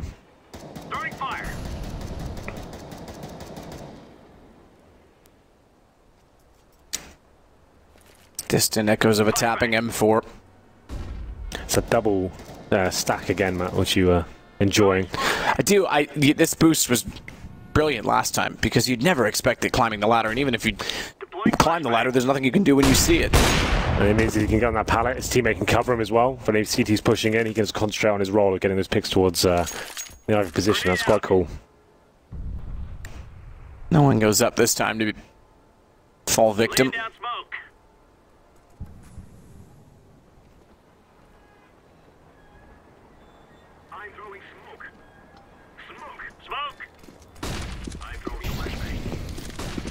Oscar heads in.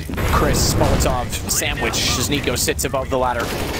He won't be affected by the flames, but he won't have any movement. He won't be able to fall off until they extinguish. They have now, so first shot in. He can jump down, checks, baits his shot from the op, and he's going to push in Oscar, but watch the flank. Oscar hits it anyway.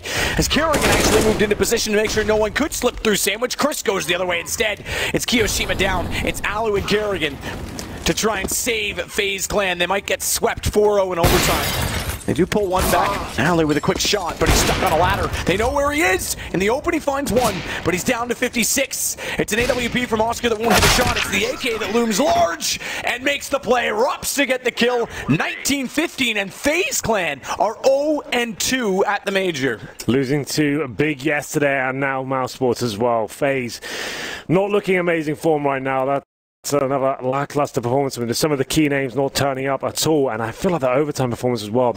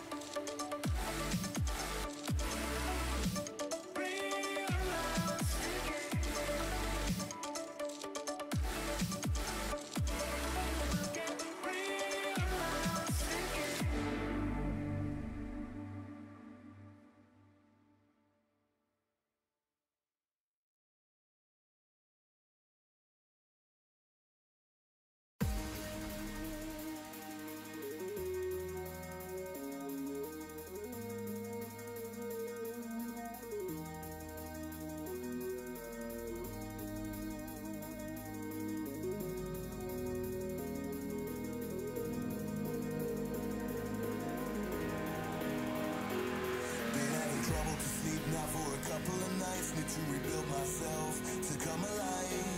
It all makes sense now, now that the lights out. It's a different world to me, it makes me feel down. Wait until the storm comes down,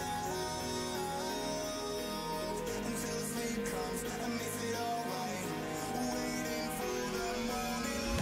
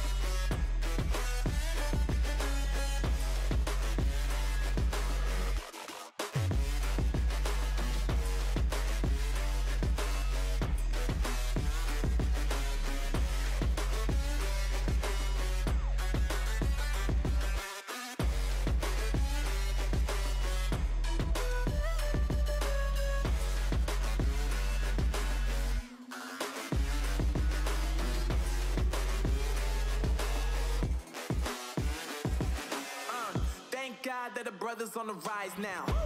Endless celebrations all in my house. Levitating now, I'm super duper fly now. London boy, but DC where I reside now. Put the time in while you always yelling time out. And for quit it, cause I know I'm coming with it. You were sitting, you were wishing I was handling my business. Now I got the ball like Harry Potter playing Quidditch. And my business is humongous, you would think that happens in there. Oh man, I'm all that, yeah, I'm all that. Working for that whip, yeah, that what you call that. I'ma blow up in the summer, have him yelling fall back. And I've always been ahead like an effing ball cap. Man, I came in the game like, whoa.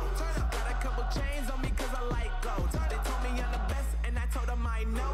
Cause when I'm in your town, every ticket I sold. Yeah, they saying I'm the man. Facts, bro.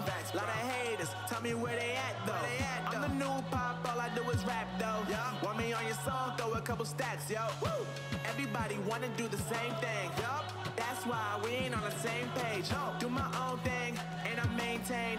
Flow like water, so I'm going mainstream. I'm going mainstream. Flow like water, so I'm going mainstream. Yeah, I'm going mainstream. Flow like water, so I'm going mainstream. I'm going mainstream. Mainstream. Flow like water, so I'm going mainstream. Yeah.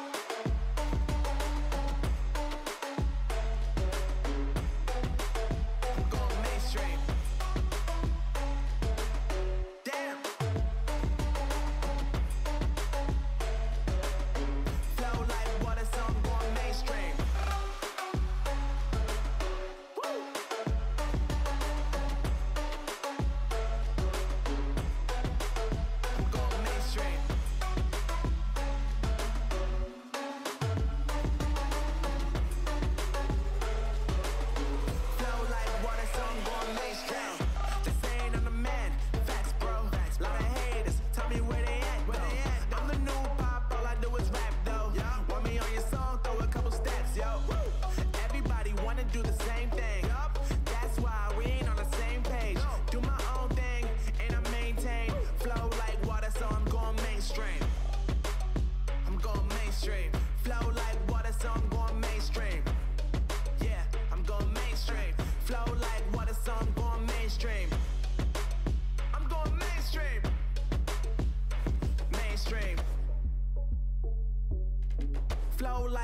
So I'm going mainstream.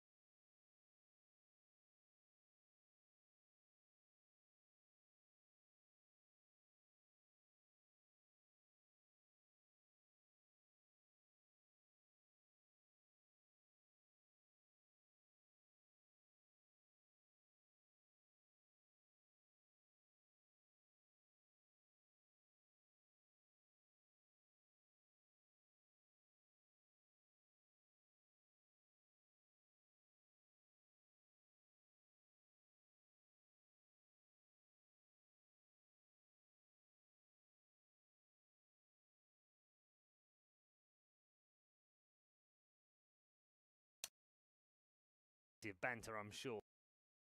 Before we get to the match, we are going to check in with our panel. And before we get to those, however, there is one member of our panel who's kind of like a floating god. He's got plenty of thoughts. This time, a Natus Vincera.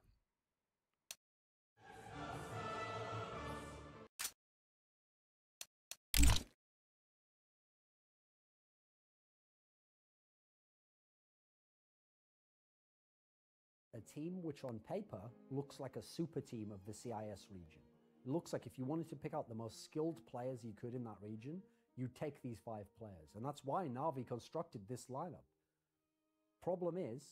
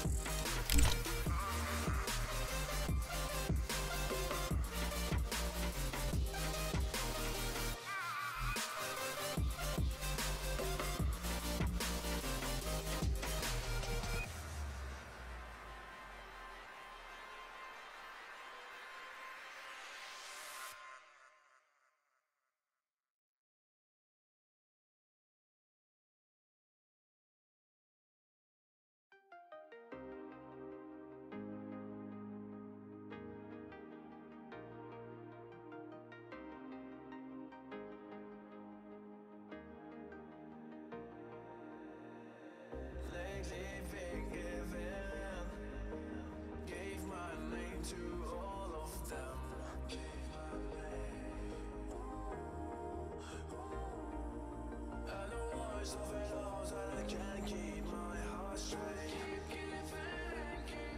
And the worst of it all is that I can't keep my heart straight.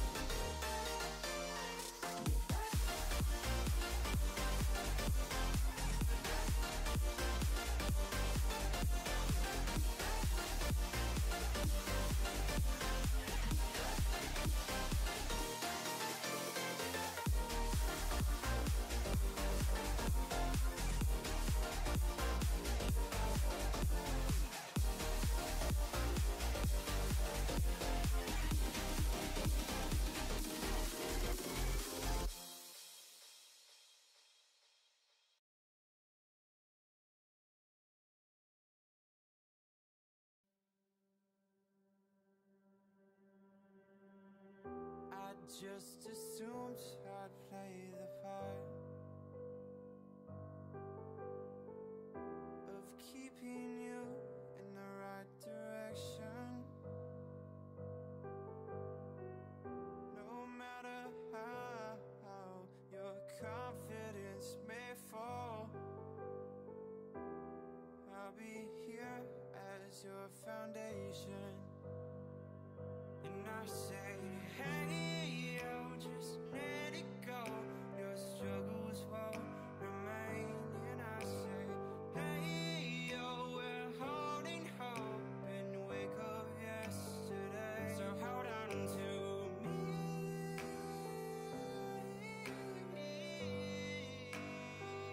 Hold on to me. Hold on to me.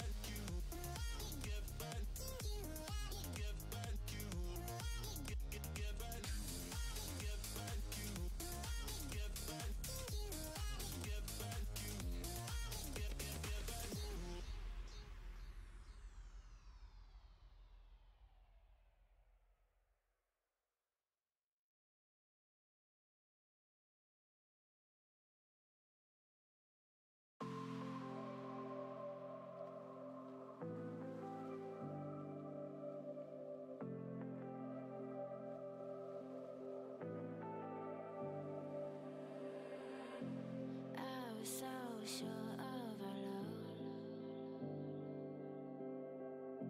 I never thought of any reason, a doubt about us, and now I'm right back at the start. Halfway through a bottle, baby, and nothing enough. I thought that I could keep it low, take it easy, take it slow. We ended up just like before, so take it easy, take it easy. Thought that I could keep it low, take it easy, take it slow. We ended up just like before, so take it easy.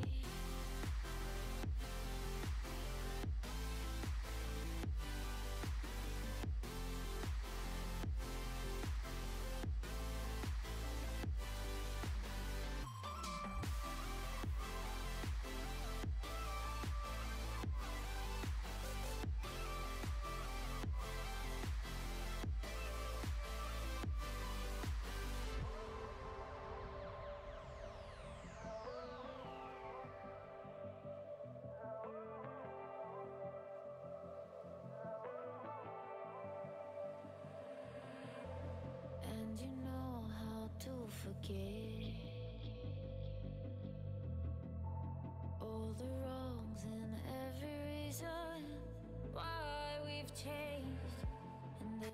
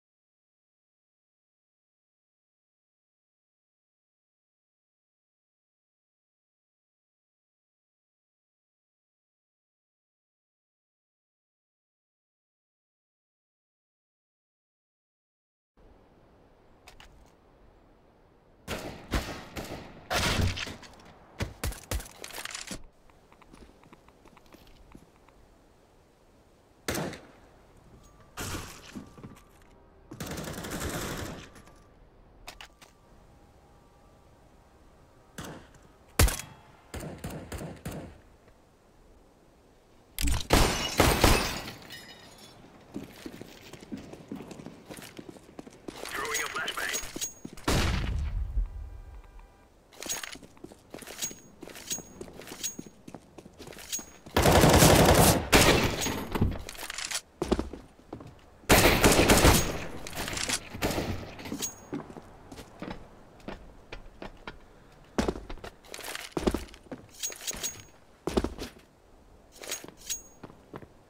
Smoke.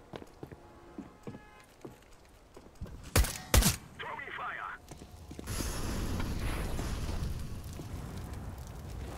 Thank you very much. I'm throwing a grenade.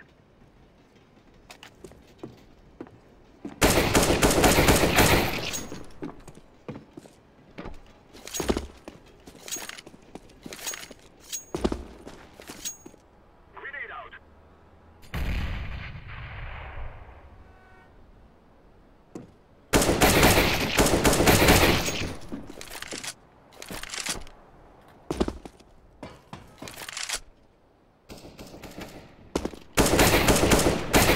Derby, like you said, and we'll see whether they can step up here. I like the fact it's train. I think that's quite exciting. The prospect we've got Flipside, as Robin described. I think they've got options here. The fact they can do their full execution. That's going to be exciting as well. Na'Vi could get frustrated by that. The likes of Simple as well, overextending and waiting for the mistakes to be made by the Na'Vi side. Flipside could cause a dent here. That's actually quite an interesting prospect, I think. Blade will be aware, and you'll know these players inside out as well. So I think we'll have a decent game here. Na'Vi obviously the favourites by quite some stretch in terms of skill ceiling, and as the guys described as well,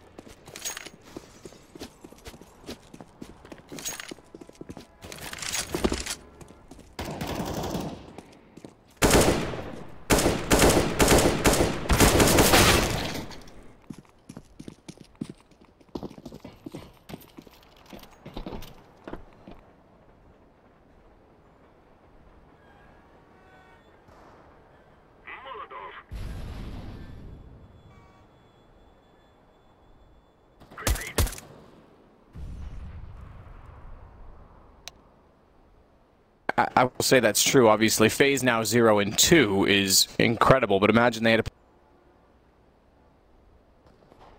one getting broken. Teams is going home, and Na'Vi, the last of the great teams to win a major, if you want to look at it that way. Faze would be perhaps the next great team challenging to do so, or the new G2, but the French guys have obviously had victories in the past. It's a scary thought, especially, like I say, with teams like Big, Penta, looking really hot, really on form, well prepared for the event more than anything. And Na'Vi, I mean, something's got to give. You'd think so. This will be a good test. So I think the map's looking good for them. They're comfortable on train, and they should be able to take this one. It'd be a huge blunder for them, and maybe a sign of things have to change at this point if they can't get out of another event like this. They did talk about that on the desk. The rumor that potentially is going around right now saying that there will be a shuffle in the CIS region. It's hard to think that there wouldn't be. There's a ton of talent there. If they get the right, right lineups, there's a chance. Look at Vegas Squadron, for example, right? They look phenomenal, some of their key players. JR's been great.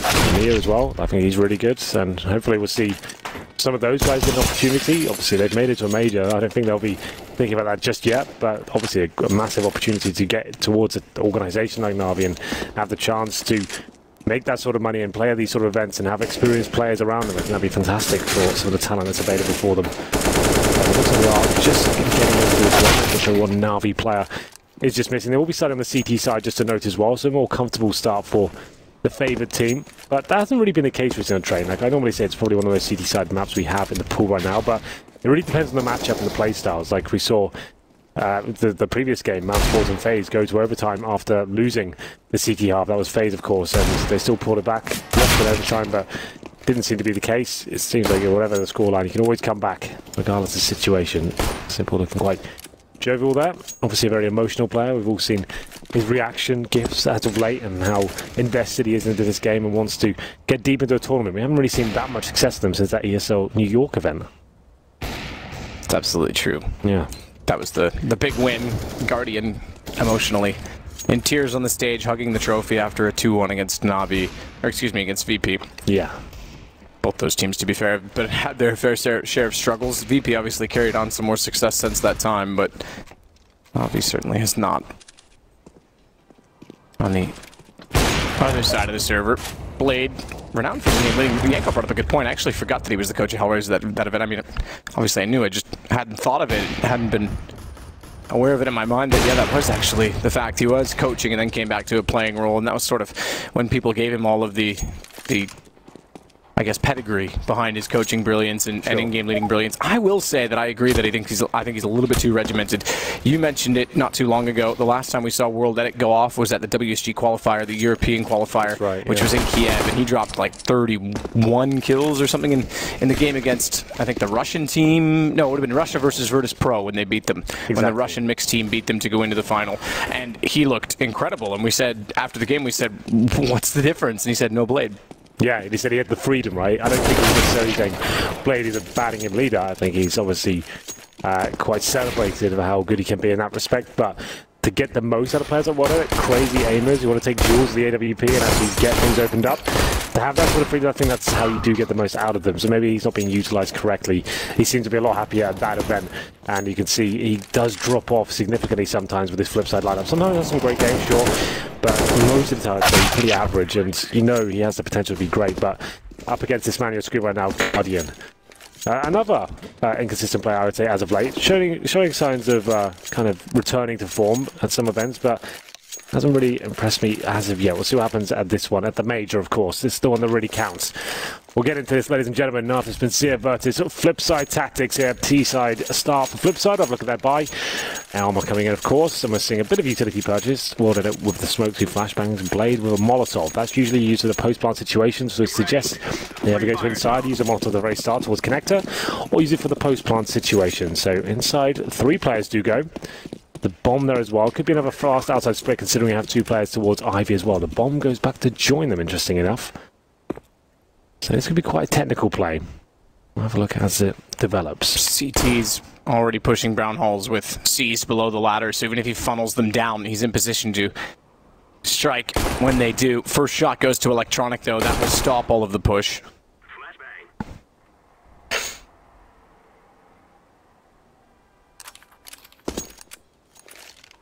Very slow.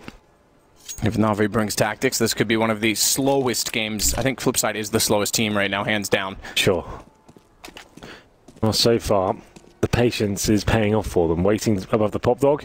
Two Na'Vi players offer themselves up and get their heads blown off by Electronic. Guardian under 15 HP as well. Surely, Flipside pick up this pistol now. CT's rotating towards inner. That's the correct call, considering the bomb's position right now. But Simple still could cause some damage here. Maybe not anymore. Simple only gets one. Electronic pulls it back for what now becomes, I believe, his third in the round before going down to Seas. Was indeed. Guardian 15, last alive for Na'Vi. Blade takes out Seas before he could do any further damage. Good luck, Guardian. P2000, he's one of the players that still elects to use it.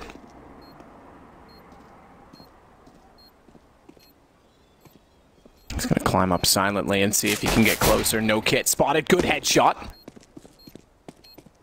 1 versus 2. He's got very little time to work with, though, without the kit. Molotov's going to land on top of the bomb. That is the end of the round.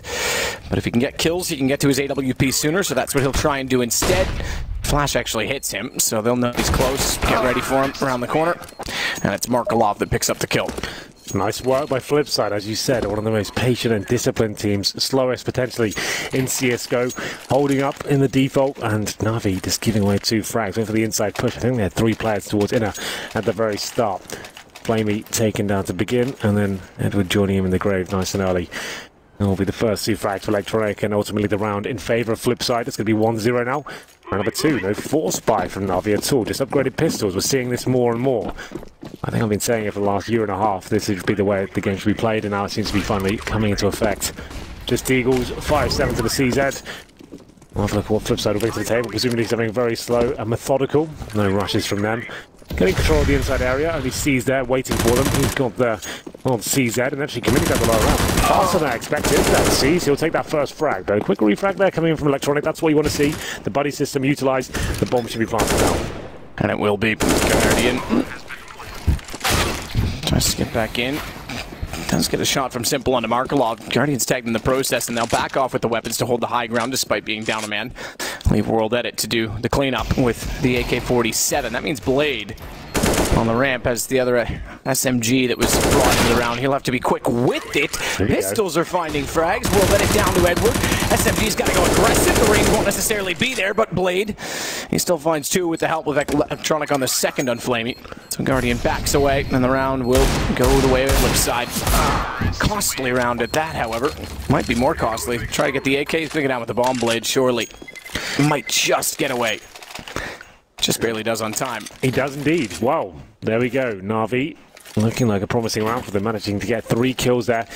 Very dicey situation for Flipside after coming in towards the inside ramp. Sees finds the first flag of the TZ and then a few more from his teammates as they rotate in, but wasn't meant to be. Blade doing a good job from the upper ramp, and the Molotov secures the round victory for Flipside there.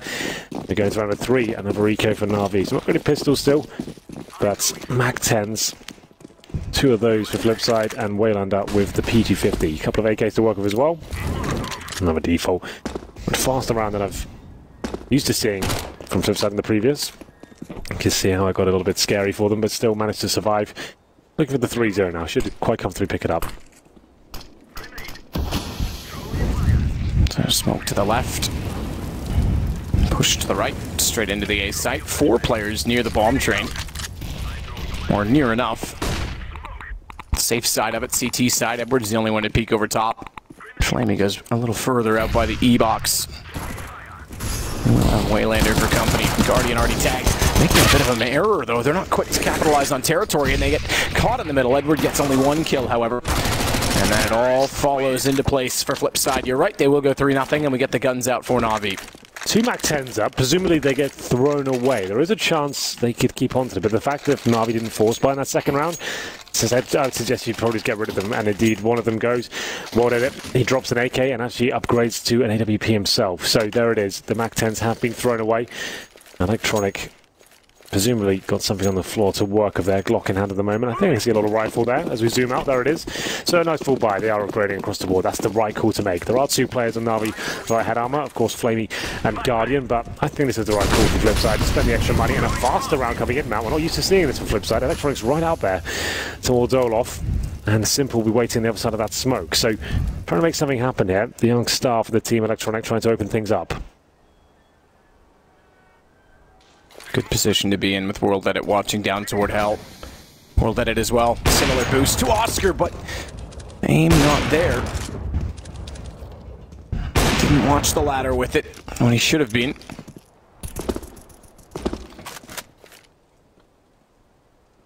Opportunity missed.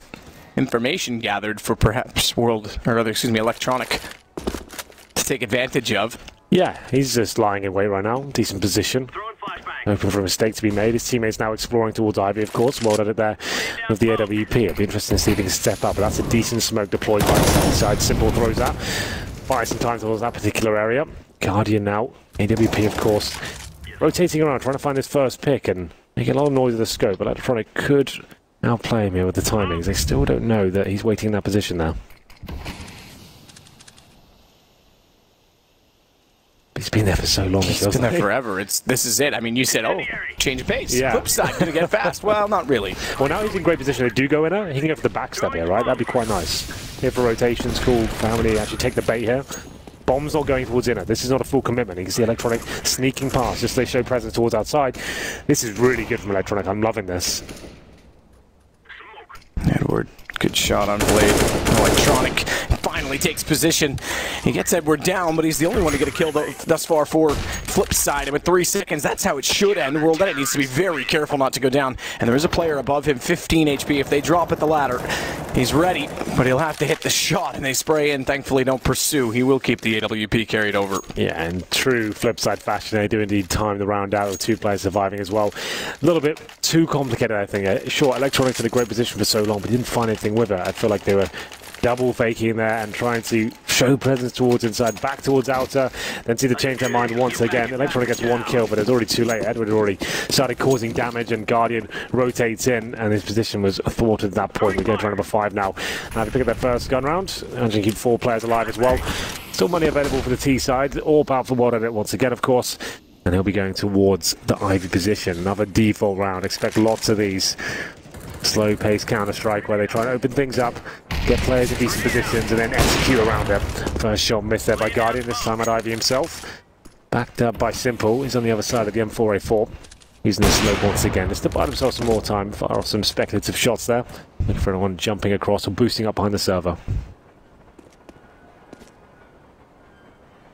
Can see Waylander with inside control. At least the brown holes right now. Gives them options at least. So this is decent. They still have 3, making 4 smokes remaining. Markelov alone towards Ivy. So this is similar to what we saw from Faze earlier. Carrigan was in this position, now it's Markelov trying to show presence, keep the CTs on this side of the map.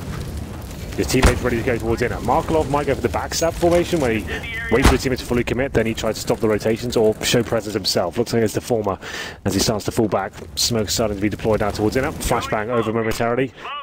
It's a good smoke, they might just push through it. Good shot, Flamey pushing through it. That's perfect. Yeah, not exactly what they should have done. Flamey was more than ready to take them down. Blade rotates back immediately. They'll look elsewhere with the flash down pop dog. No one at the bottom of it, so he gets in, but then decides otherwise. 23 seconds.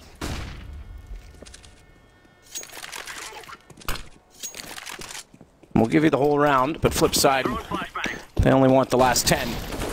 Time and time again. Markelov getting seized. Flamey in position. No round here either. Or is there 5 seconds? Has to plant. He stays for the fight. Markelov, he's late. He's too late. This has to stop. I'm sorry, Flipside, but you've got to start speeding it up because it's almost getting to the point of, I mean, boredom at this point. Like, they're just sitting back and waiting and waiting and waiting. And we saw this in the qualifier as well. There was 4 or 5 rounds in particular that they didn't get plants down. Yeah, 2 in a row. Big rounds as well, gun rounds. I'm just looking at the scoreboard right now.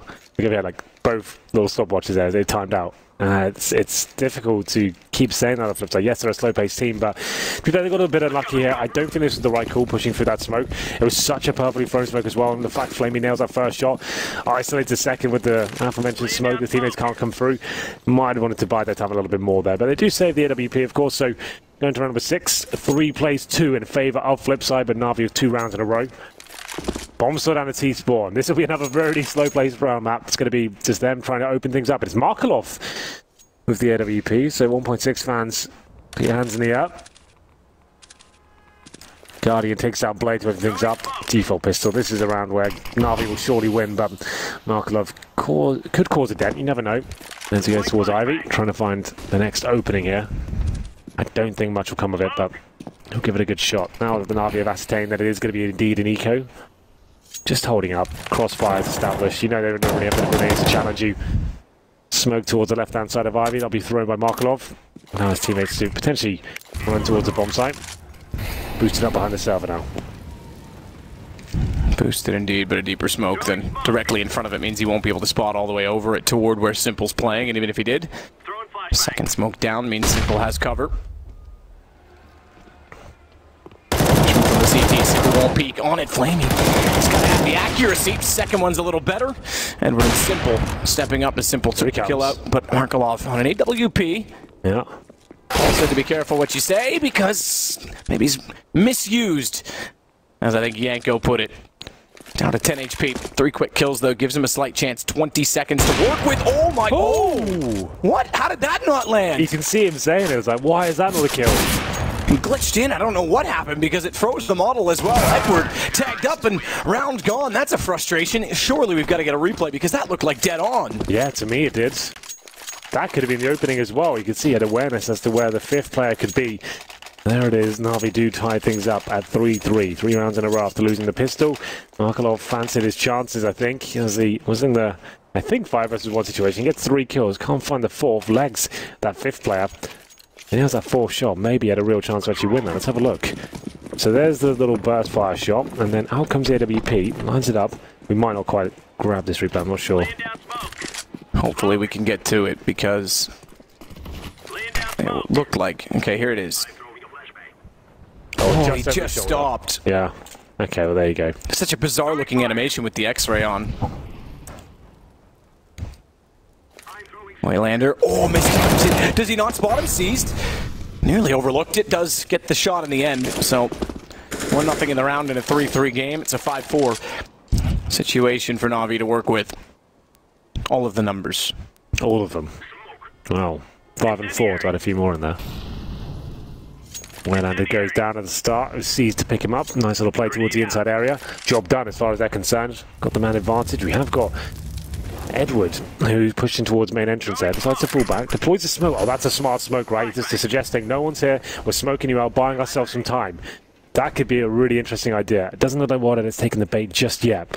Edward's hoping he does. If this works out for him, it would have been a godlike play. Unfortunately, they were 1 step ahead. So his Guardian, though, over the smoke, takes an electronic. Flamey chiming in as well. 4-on-2 situation. That's down to 28 points of health. It's Simple looking to find his teammate. Markelov flashed off. Should be taken down at this point. Easy frag for Simple.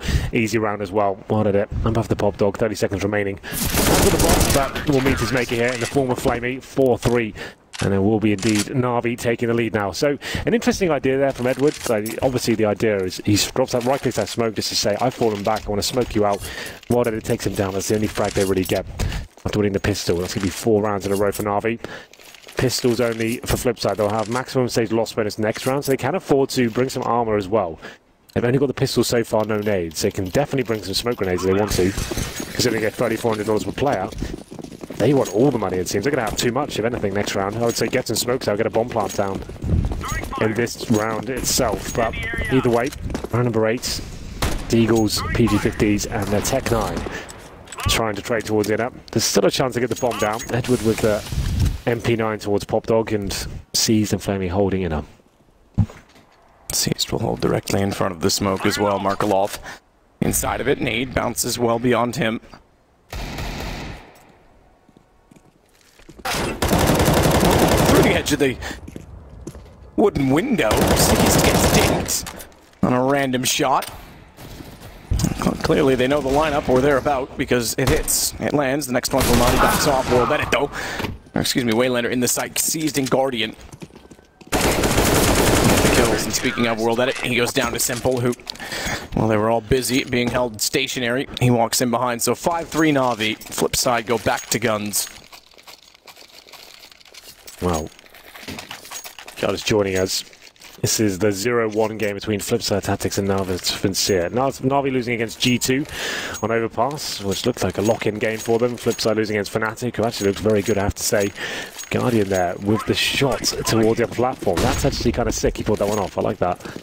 And we go into round number 9. Another gun round, maximum loss bonus, 5 rounds in a row for Flipside. All the money in the world. Too much, like I said, about $1,000 residual.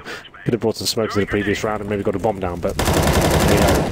First shot once again from Faze. He seems to be having a lot of fun in this inside area. Electronic taking down once again. Not boosted this time. Manages to get him just through the smoke there. 5 on 4 once again. That's happening way too often. For a very slow, methodical team, they're giving up too much space. Takes down World Edit and goes back for more, but Markelov at the ready with the AK, and his first chance every time when World Edit goes down, he grabs the AWP. I think there's still an op player existing somewhere within his spirit. It may not be the primary, but it'll happily be the secondary. Push through. Oh, Markelov's got to be careful. It looked like Simple was going to go the whole way. Mosh does go through the smoke, but he's not anywhere near the outside of Ivy at this point as Markelov falls away to go toward the bomb, which is dropped, as you see it, at the bottom of the stairs. Still a chance within this round. 45 seconds. We have seen Flipside time a few of these rounds out. Haven't really got much to work with just yet, and they are a man down. Still with 3 smokes there, 3 Molotovs as well. Towards inner they go. Who's waiting for on the other side? It's Faze, and he's been a bit of a nuisance, I have to say. As he holds the upper ramp, it's a decent position. We see a lot of players holding this right now. Not committing towards the upper ramp, just watching for players to drop down, trying to deny the plant best he can. And here come the smokes, and he deploys the incendiary as well. That's really nice. It just buys his teammates some time to rotate in, denies the plant going in as well. That's really cool from him. Molotov mid-train, Molotov default spot. Buys all kinds of time as Faze gets closer, but Blade gets the shot. Good return from Flamey. Bomb will get planted. Fire and flames gone. But not this particular flame. The candle's extinguished. He's just a mere flicker to Waylander. It's down to 2 versus 2. Here we go then. The retake begins. Kit's available, but Waylander causing more damage here. 2 frags in total now. Up to Edward. Not really much to work with here. He's got a smoke grade and 2 players to find. I would say this round almost guaranteed for Flipside at this point. No one near the bomb. Needs to touch it and find out where, at least where one terrorist is. Markelov now up towards the upper ramp. It looks like it's done. Maybe a full defuse at this point. Marky Mark says no to that as well. 2 kills for him in the round. Back within 1 are Flipside. First in 5, however.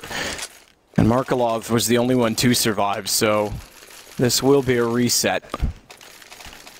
Na'Vi, on the other hand, despite just losing their first after those 5 rounds, are in their last buy position, so it's been relatively close and even. Yeah. Again, 2 timeouts to start that string off. Well, it's still got the double orbs and a full buy, right? So it's still fine with the double orbs, especially. Like, that's the adjustment coming in now. Seized, who used to be the secondary orb for Na'Vi, like full time. And obviously, when Simple came in, he took over that role, and it seems like they might be adjusting. I guess Seized dropping another one-way smoke there. It seemed that's actually quite a cool idea. I like that a lot. Buys himself a bit of time, I guess, to fall back and take a cleaner shot. And you can see he can retreat quite cleanly there as well. Of course, for his teammates to rotate in, it'll be Flamey. Here's what they are adjusting the roles within this team. Trying to get back to their former glory.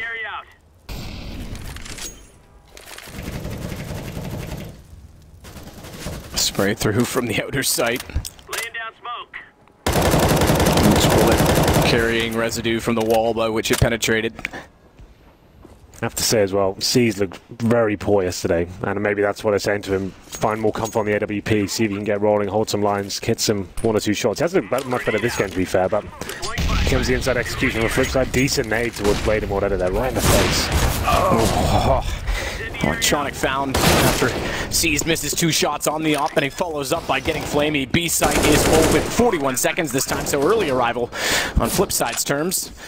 Well, that it taking out Simple means that Guardian and Edward have to save immediately. It's kind of ironic that the nade that causes so much damage is pretty much the unraveling of Faze there, because he finds himself in a position where he can't fall back towards Connector, has to be in the open. If he doesn't nail that first shot, which he does not, he gets taken down there. So yeah, great nade, but ultimately costing the round. And there will be a 5-on-2 now. Na'Vi have to save. Flipside for 2 rounds in a row. Slow and steady seems to be working out for them after all. Inside execution, quite a basic one, finding a decent timing after the nade was thrown by Faze.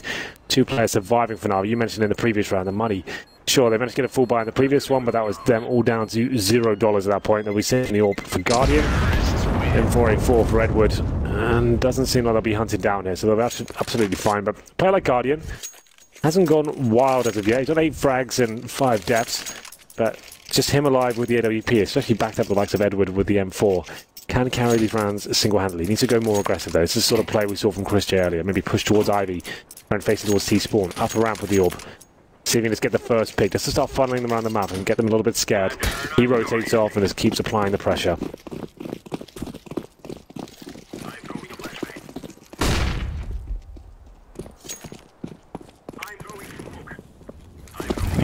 As they go. Already Molotov the corner. Guardian, no smoke for him, no one way, but no shot either. Close, but no cigar.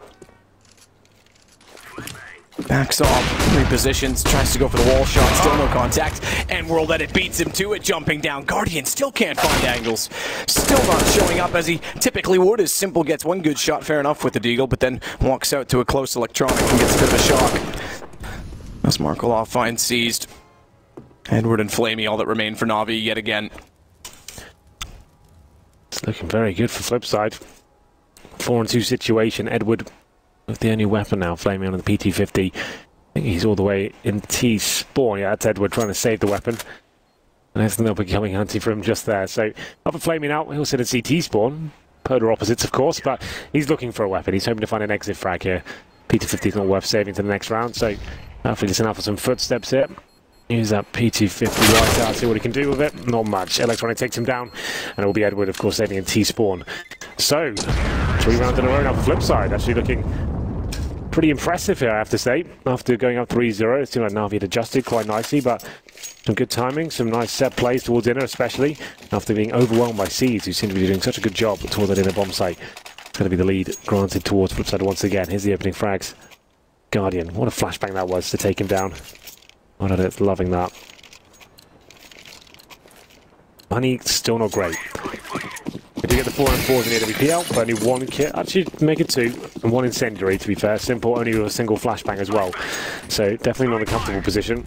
Incendiary used at the start to stop the outside rush, and I think we'll be seeing many of those from Flipside as they go into another D4 here. World Edit looking towards the inside upper ramp. Sees playing low, just with the knife out, hoping to get a bit of information there and fall back. But Ivy, that's where it seems the excitement's about to begin. Guardian with the AWP, trying to bait in Simple. As soon as Guardian fires a shot, Simple probably runs around the corner and tries to spray them down on the other side.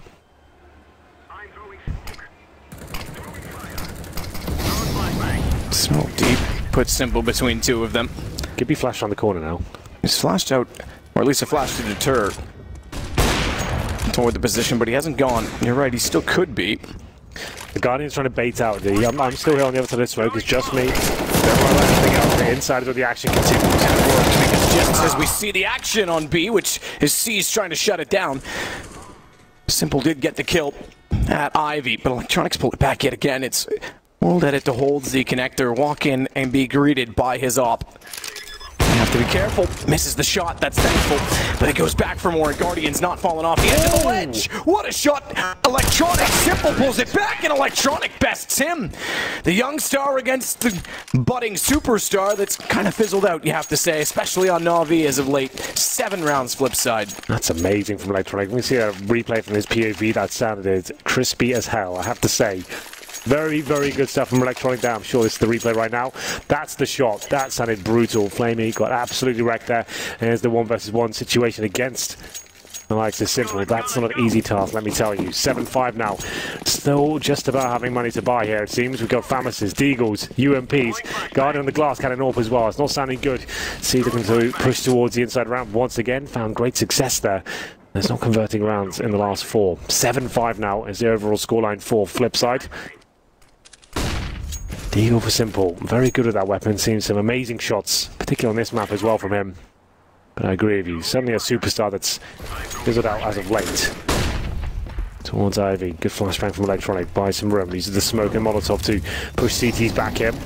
4 players towards outside, C's happy to hold inside by himself with the Famis. AWP to find the first player here as they fully commit. It's going to be Guardian that strikes first.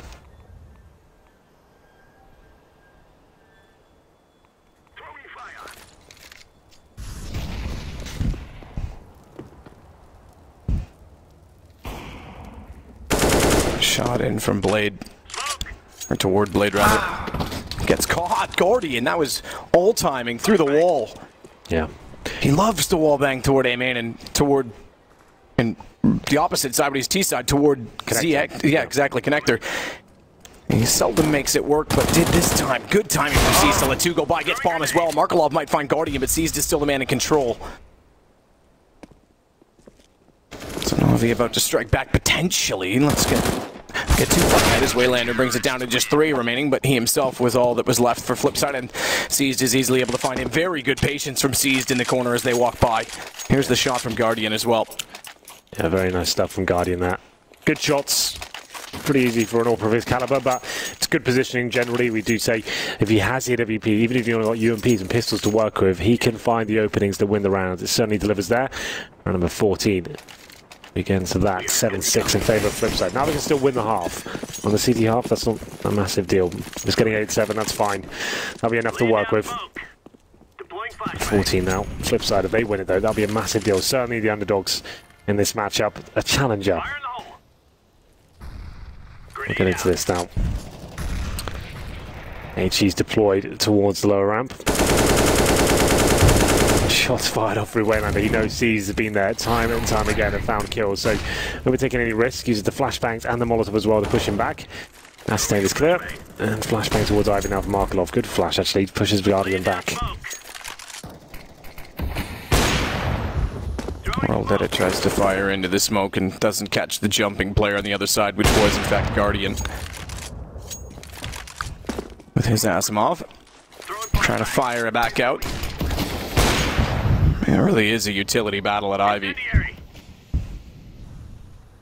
That's all that ever is. Oh! Stopped up midair with Markelov. May have saved him because Guardian had a fast flick.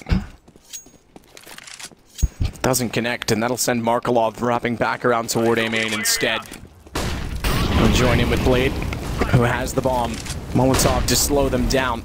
And on top of that, they have Simple on top of the train, waiting for the entry. Smoke off at Pop Dog. You'll be able to watch anyone that crosses toward the E-box or toward the alleyway at Hell. Markelov's gone one side, Blade goes the other. Simple finds the first and the second, goes back and forth before Electronic gets a response. And he'll continue to slip in, but there's not much time. 15 seconds. He's found immediately by Flaming as he had to go information pitching. Will pick up bomb and cannot find anything at a close angle. Guardian is awake. And it's 7-7.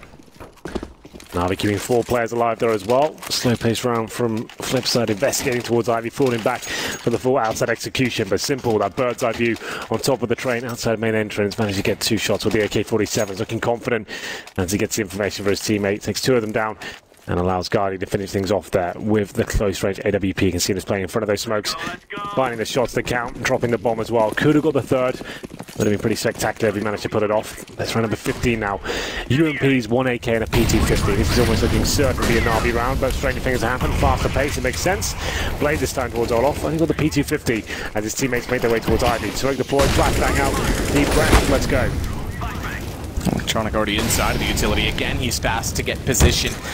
They have to do it with a fast play overall this time.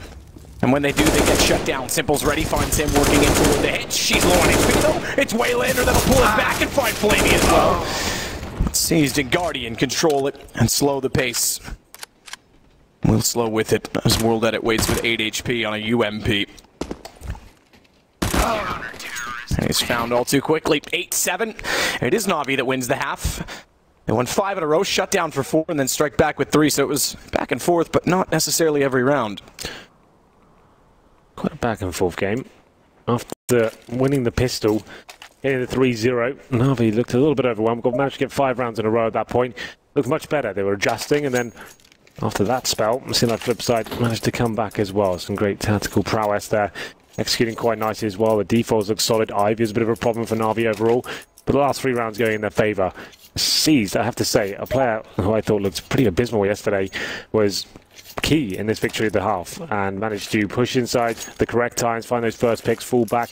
Dabbled in a bit of AWPing as well. That wasn't tremendously successful. It was just the rifle play towards inside I thought was very good, and was taking calculated risk with Flamey and just looked like a solid unit. We'll get into the half number 2 now. Have a look at the buy. 2 smokes. That's in the back pocket of Seized and Guardian. Molotov there as well. We discussed that potential. If you go towards inside, you have that post-plant Molotov, which is so powerful. And I'm presuming that... Okay, Wayland's got an incendiary on the CT side. That's really rare. I'm interested to see what he decides to do with that. Let's say, does anyone have a smoke to extinguish it potentially? He actually has the incentive to deny the plant inside, I guess, buy himself some time to stop that bomb going down. Smoke front seat. Smoke shallow at E-box as well. They want to try and get a wall-sided entry. We're going to stack up. That is a very narrow position to play. A couple of wires and some metal to hold you off from any damage. Speaking of the E-box, it's Electronic in the site that wants to find frags as they work over to sandwich and fan out across the facets of the outer site. Simple's trying his absolute best and will find a kill for it, but they've already lost Edward. They've already lost Guardian, and they may lose more than that. Seized! Oh, just late to get the denial, but will swing around to find Flamey, and he can afford to hold it if he wanted. Simple is well removed. Yeah. And Markelov will do exactly that. Full 10 seconds. Nothing Simple's going to be able to do about it. He's got 4 seconds. Yeah, you're right. Keep running, keep running. Not going to get there. That's about as close as it could get. Sorry, Simple. Decent attempt, 3 kills, but all for naught, really. Both pistols go to Flipside, and both of them quite closely contested, I have to say. Yeah, absolutely. Simple, given maybe 2 more seconds there, he could have done something about that situation, considering as a 1v1 as well. If he denies that defuse, it's game on, but Na'Vi do give it away, and you're absolutely right. Both pistols in favour of Flipside. And here he goes, Matt. We discussed this idea. You can force buy in the second round. Only looks like Simple will be, so he's got the AK-47 and body armour. Makes himself down to $500. So that's where they're trying to stack their bets here, see whether he can open things up. Hasn't got the head armor, so quite vulnerable. As he goes towards Ivy, smoked out, that's fine. Get himself in position. He gets that first kill.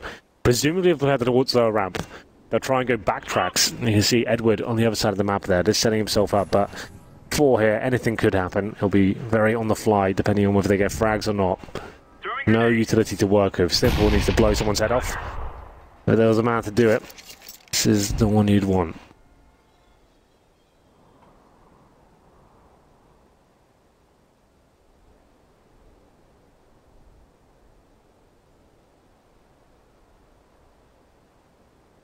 In they go with Simple on an AK. Just started off, sprays down. They now know he's got the gun.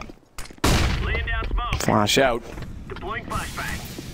May have also just been better to let a pistol start the peek and have Simple re-peek it, but finds Blade, knows there was one more backtracks. Rotation will go towards CT from Markelov, so they can't over-rotate to chase Will at it from the position because they'll get greeted by a crossfire. Electronic finds seized. Simple still on the AK though, and Edward's going to add to the tally. Simple good shot on Waylander. He may make it work, the one gun, and they're not done. Bomb in position. Simple's got another 4 kills. That's why you buy an AK on Simple. That was so sick. He thought after he missed that first shot at Ivy, they wouldn't give him anything to work with there, but he makes it work.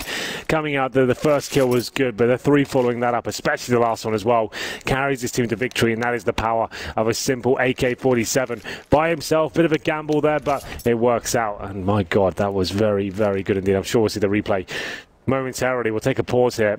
Presumably from Flipside it is indeed. Just to calm down, Blade known as a bit of a hothead in these sort of situations. Giving those rounds away will be very frustrating. They might have to eco themselves here. Could force buy into it. It's going to be a double eco regardless, so might as well do that. Here's the replay. Let's have a look at this unfold. Let's kill that. Pretty simple. This is where it gets very interesting indeed. That shot especially. Good night, Markelov. Celebration from Seized. He's enjoying himself, and why not? I mean, you called it as well. As soon as he missed on the first entry, yeah, the element of surprise for that AK is gone. We thought, okay, that's it. They won't give him an inch, and he absolutely rips them apart. Yeah, that's crazy.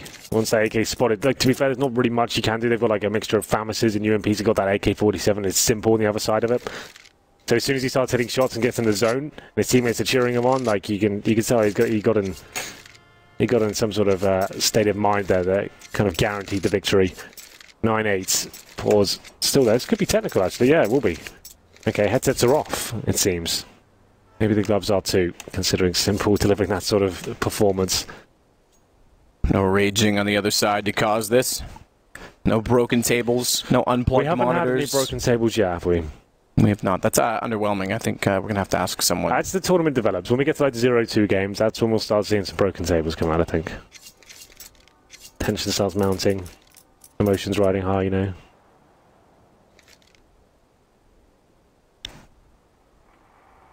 Guardian with everything pulled out. No talking, lads. Yeah, no, you're moving your lips. Admin just leans in. Yep, That's enough of that. Come on, son. Headset in, please. No chatting. Oh yeah, he definitely gave him. That looked like a scold. Yeah. Slap on the wrist. Well, if you're just joining us, let's get you up to date, shall we? It's Nada's Vincier versus Flipside right now. This is our 0-1 game after Na'Vi lost to G2 yesterday and Flipside losing to Fnatic. They find themselves in this position. Na'Vi certainly the favourites, but Flipside, a team that's been absent from top tier CS for what, like maybe just under a year now? Like, I can't even remember the last major. Yeah. Last big tournament, I think they went to a DreamHack. That was about it. So they beat big in the final at DreamHack Leipzig to start the year, and then they went to the major. Obviously, made it through to the playoffs. No, sorry, they had to qualify again. Yeah, sorry. Yeah. So either way, the major was the last big event that I've seen them at that I can recall. Yeah, but it's just a team that's like doesn't seem to play anything but the majors, which is so funny. The fact is like they're in like the Premier Division of ESL, probably the Mountain Dew League, whatever it is, and managed to come like 15th place in that. You think, okay, this team's surely done now. They're not going to make a major. The run's over. And nope, here they are, putting up decent numbers against Na'Vi. And how could I forget? I think I've gotten confused because there's so many qualification steps that when they're in the qualifier, I think of it as like, oh, they already qualified because they qualified for the qualifier, but not the. You get what I mean? Point is, how could I forget? Because they almost didn't make this major. It was triple overtime against Liquid. That's right.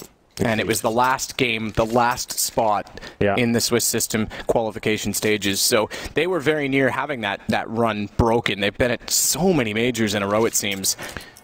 And Liquid was heartbroken, completely distraught. Went to Cologne and just played as hard as best they could, but this was the goal. Indeed it was. Well, scoreline's 9-8 in favour of Na'Vi right now after that amazing force buy of a single AK from Simple. Body armor as well, no nades. Managed to find 4 kills in total. We said he was a star that was diminishing, a superstar that seemed to be dropping off, but those kind of rounds, he's always got them in the chamber somewhere. Pulls it out just for Na'Vi need it. 9-8, and now Flipside presumably on an eco. Should be double eco really, so they could force into this round. Got about, on average, maybe just over $1,900 per player. Sweet, look how we're getting into it. That's it, starting to get back on. I can hear some buys coming in as well. Flick of the knives. Number 18. Have a look at the scoreboard while we're here, shall we? Markelov actually top fragging. 16 kills, 11 deaths. Next to him is Electronic, who has had a very good game as well. Then there's quite a disparity between those two players. Then it goes down to 6, 8, 9 kills, and it's Electronic and Markelov running away with it. Interestingly enough, Markelov, by the way, all of his top performances are majors. Yeah, I can imagine. It's the other events that he struggles at. Makes sense. I do remember him having big plays at these events. I think it was the first event I cast him out was Cologne 2015. He was like lights out there. He was looking really good. Anders still believes. I'm starting to believe as well, Matthew. I'm not. No. It would be nice. Imagine that's in the shuffle. He and World Etiquette split up. He becomes an opper. Yeah, could happen. Renaissance. Well, we'll try and work out what the pause is here and hopefully get back into it. We haven't had anything just yet, so I assume it's something trivial like a sound issue. And it would be actually had, an indication of that. Did you know that there have been 4,304 souvenir drops this game? I did not know that, but you have informed me. So. I'm going to jump in Twitch chat and just idle, get my drops. The scoreboard's on your screen right now. Simple versus Blade. Not sure what those two are, the comparison, but Simple with 19 kills, Blade with 6. And I guess it's the top performer on Na'Vi and the underperformer for Flipside so far. As we're ready and waiting to get back into this game. 9-8 at the moment. Flipside, I guess, surpassing expectations, like in terms of the fight they put up against Na'Vi. I'm kind of quietly impressed right now. They've gone to the CT side. They can still have a serious chance of winning this game. After winning the pistol, they have lost the second round. Looks like they will be taking essentially an eco here. We're not quite confirmed on that one just yet. There's another comparison. Edward between Markelov. Be Edward, who has got 10 frags, and Markelov on 16. So it is comparing the best and worst of each team.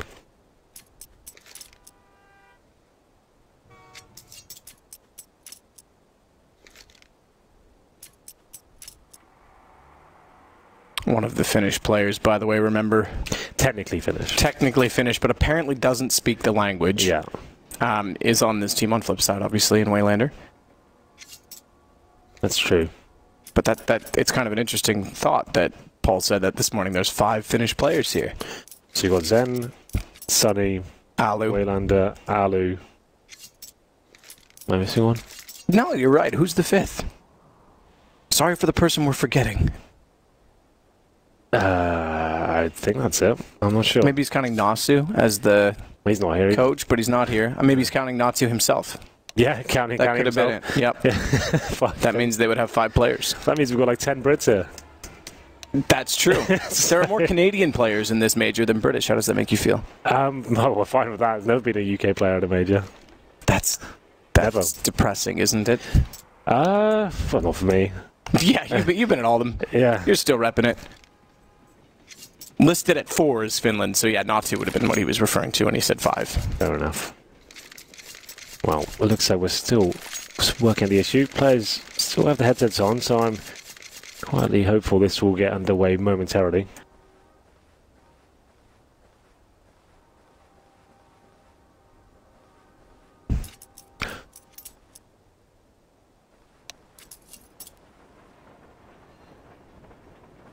.30 years old, Blade. One of the few in the 3-0 club.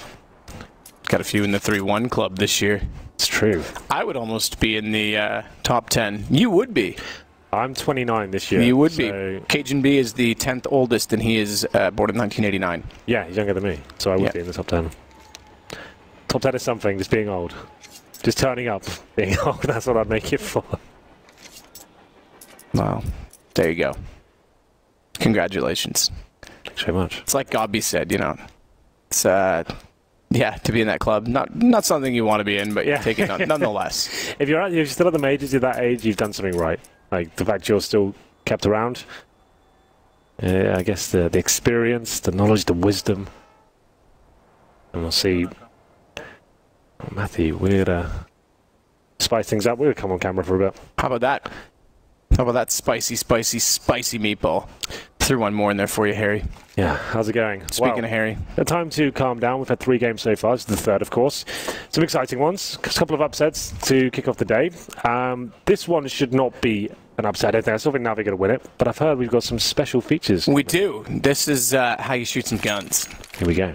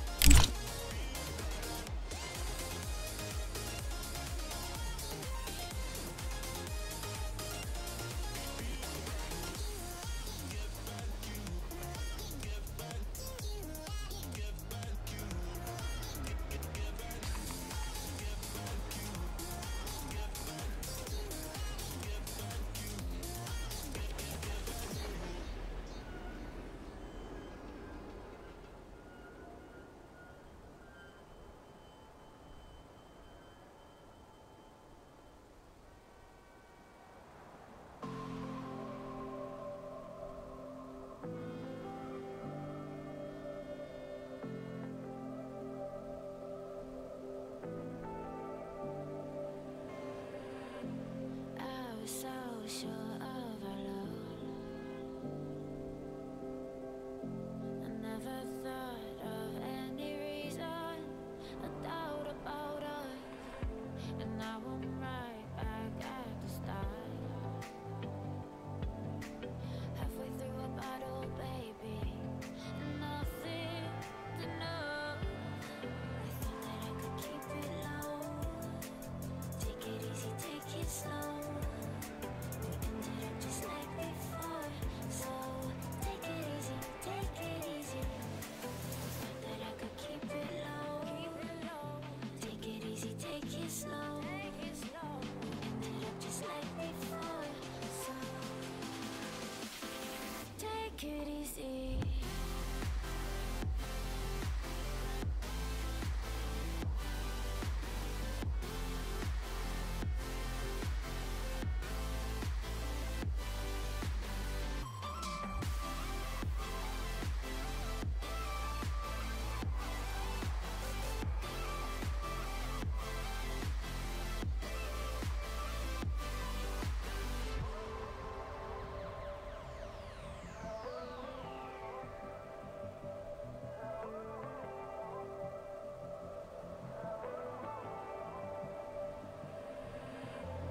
And you know how to forget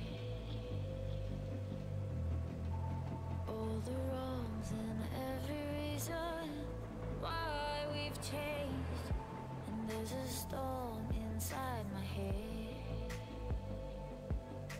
It's getting me in trouble, baby, and I can't break away. I thought that I could keep it low. Take it easy, take it slow.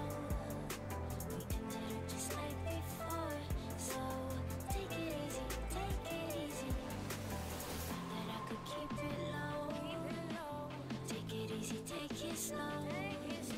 We ended up just like before, so take it easy.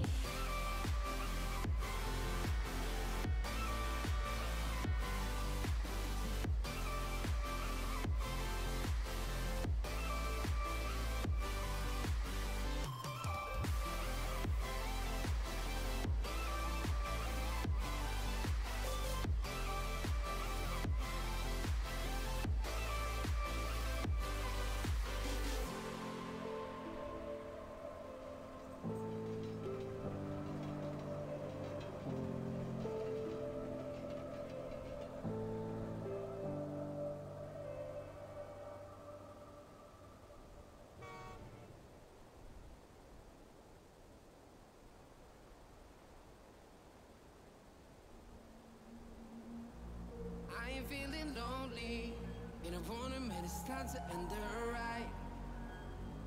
Fading it too slowly, with those gonna lift me up this time. You were the only one who got me tripping up inside. All the words you told me, am I reading something different from your eyes? See you, for a moment even hope that I could be you. See you, all that I wanted was to tell you that I need you. See you, for a moment even hope that I could be you. See you, all that I wanted was to tell you that I need you. Now I'm finally right here with you.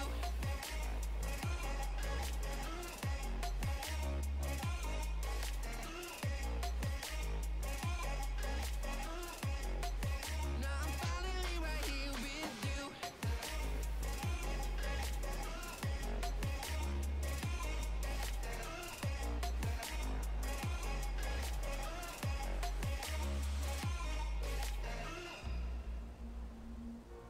Voice is getting nearer, heart is pumping, thoughts are running wild.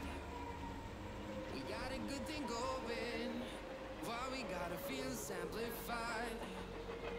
Stay into the morning, countless hours spending by your side. You look at me, I'm soaring, seeing all the truth behind your eyes. See you, for a moment even hope that I could be you. See you,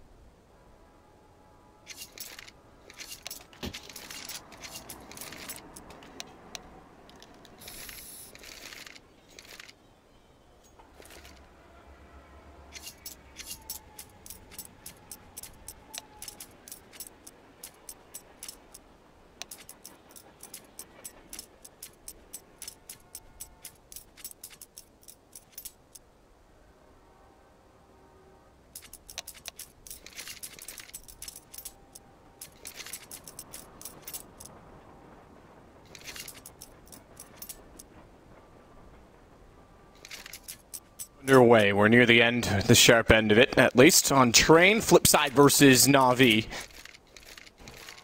And it's a close affair. It's been a battle. I think that it's starting to go the way of Na'Vi. They're starting to come alive. Simple, obviously, in the start of the second half. Winning with the AK buy in the second round is something to marvel at. And as a result, could be what wins them the game. Not even a forced buy. It's one AK-47. The scoreline, thank you for being patient with us, is 9-8 in favour of Na'Vi after the epic performance there from Simple. What a god he was in that round. We'll get back into this one. It is going to be, from what I can see, a full investment here from Flipside. A couple of players giving their money about $1,000. That's more than that. Of course, the AWPA. UMP's coming out 5-7 as well. PG-50 for Blade. As we get into a very favoured round for Na'Vi. Looking for double digits here. They get the 4 AK-47s. The MP7 on Flamey as well. Full array of utility to work with here. And it's holding up in the default for now. Won't be giving too much away here. They know how valuable this round is and how difficult it will be to recover. Losing this sort of round. Firing off some shots, pushing any CTs back. Electronic waiting on the other side. Guardian not inflicting any damage just yet.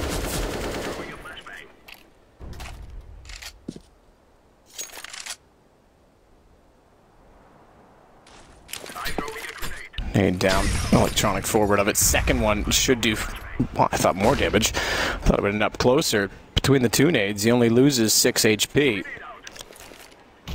I'll head over toward B. Na'Vi with bomb.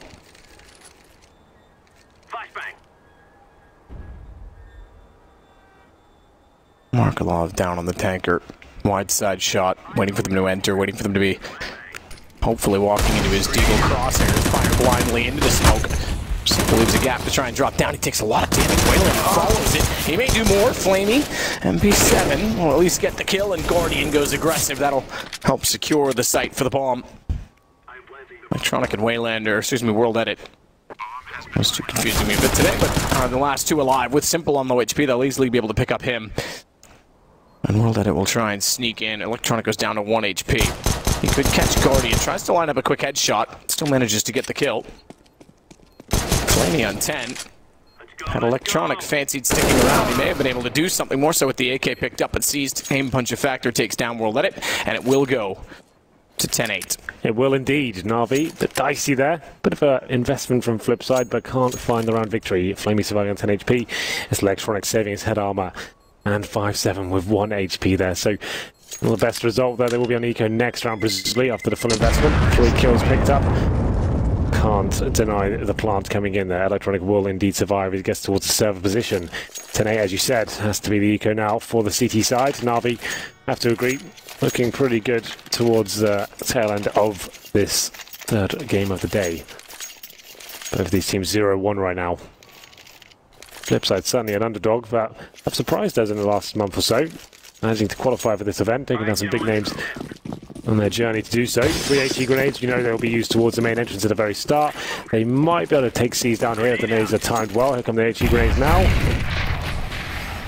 Does some damage towards C's, but only down to 71 HP. Won't be finding the kill just yet.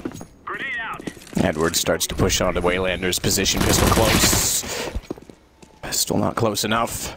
Edward able to hit him down. Simple, Mac 10 from that range is... Alright, fair enough. It's Simple, but it's a bit awkward.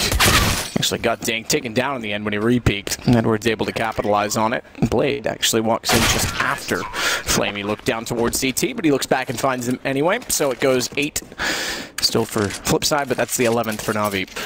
Money available this time. Water to bring out the AWP. Hasn't had the most lights out game so far. 11 kills, 15 deaths for him. On the other side of the server, of course, Guardian 14-10. Decent from him, I guess, overall. It's Simple. It's been leading the charge, of course, that massive round in number 2 of the second half. Flamey with some nice crisp one taps here with the AK-47. It's not too bad whatsoever. Securing the round there. And it will be 11-8. Looking to bounce back here. Blade is in the Famas. Flamey Mousesports towards the bomb plane. Taking a lot of damage. Edward actually goes down to the flames there. HE to the face and then couldn't recover. Well, did I think hit him with the AWP as well. So that will be a shower for Edward. 5-4 now. Electronic will elevate himself onto the bomb. Just above the bomb default spot. Hopeful to avoid flames. Perhaps get vision above smokes. Good shot. We'll let it find Simple. Electronic Without smoke down, is able to find Flamey as he walks out from the E-box. Guardians next in line. AWP pre-scope in. Smoke still. That sandwich won't let him see toward Ivy, but Seized finds the kill anyway. Guardian finds the next one. They might be onto something. 3 players in the A site. One at backtracks if you include that as the A site. Yeah. And the 4th member at B. Definitely down to Guardian at this point. You're absolutely right. At the E-box right now, I'm hoping that someone just makes the mistake, but Flipside, a very disciplined side, won't be giving too much away. He does edge around the correct angle though, but can't find a shot. Wilder beats him to the punch, bomb drops. I don't see C's making much of a dent in this round. 30 seconds, sure, but no bomb, and it's surrounded by looks things players at Ivy, the bomb train, and all bomb as well. I think Electronic's trying to actually bait with the jump noises as much as anything. Because Ivy's already covered. Guardians, or rather World Edits goes backside. Guardian already went down there, so gives himself up late though. Markelov still finds the accuracy, so Flipside finding another round. Their first sense the pistol. Indeed, well, still plenty of money available for Na'Vi here. Faster paced round. It was Edward that went down first to the orb shot and then counter flames from the CT side. Guardian trying to do what he can. He'd look on the right hand side of his screen as well, edit his POV. Took him down. That was the round over, and the bombers dropped with little time remaining. Not much C's could do apart from find 1 kill. That was it. Round 21, 11-9. Flipside closed the margins here. Orb available. 3%. No double orbs yet for Flipside. It's quite rare to see them bring that out. Markelov obviously would be the secondary orb, but does bring it on training from time to time. Depending on how well things are going. If they're going very well indeed, sure, bring it out. Boost up above the smoke. Not much to work with there, Guardian. Refunding his first pick just yet. There are 2 players on the other side, so we'll see.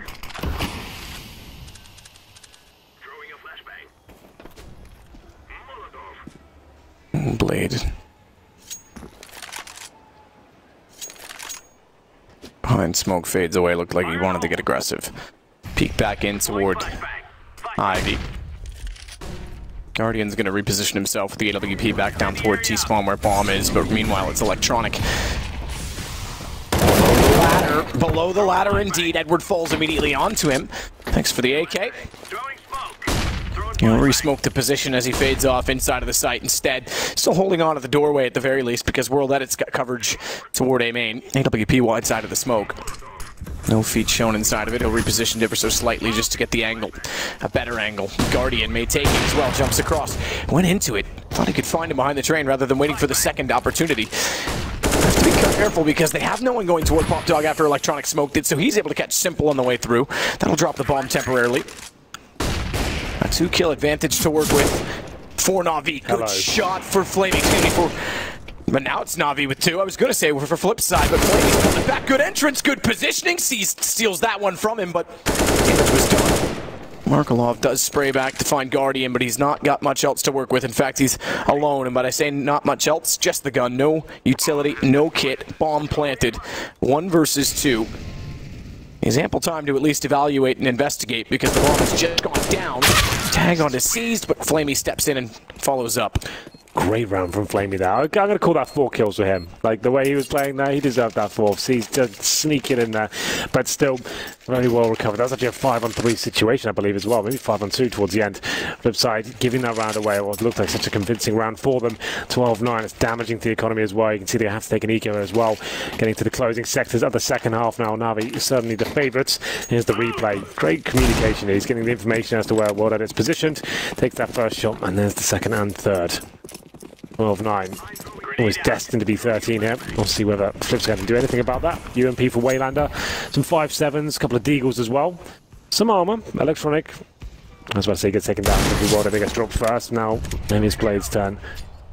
Spots a feed towards Ivy. Not really much he can do about it. Molotov's out of position. Smoked out as well now. Flashbang's coming through. And all he can do is sit back and watch as his teammates drop around him.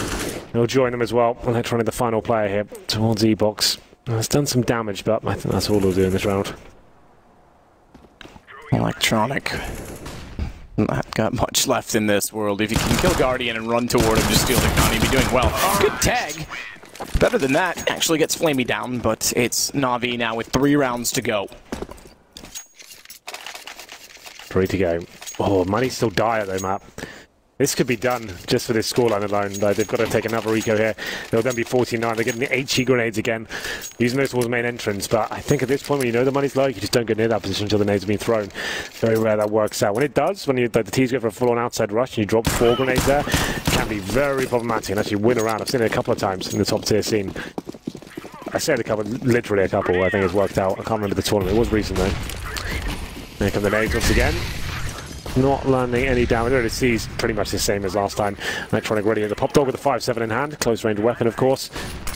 Could sneak behind them, but the flashbang is in front of him. Not too blind. The Guardian getting the first shot. I'll have to rotate towards inner. Simple, patiently looking towards that pop dog, and C's trying to show his other side. How menacing is that shadow? Yeah. It's like the guy that you know is waiting outside of your house with like about to break in with a gun. Just come on, let's go, let's go. See, it's as dark and as grim as our monitor just turned for a moment. But Flamey's got World Edit down. I'm pretty scared then. Did you? Yeah. Oh god. Because I just Not made again. this nightmare. Yeah. Oh, okay, I see what you mean. Yeah. This nightmare in your head.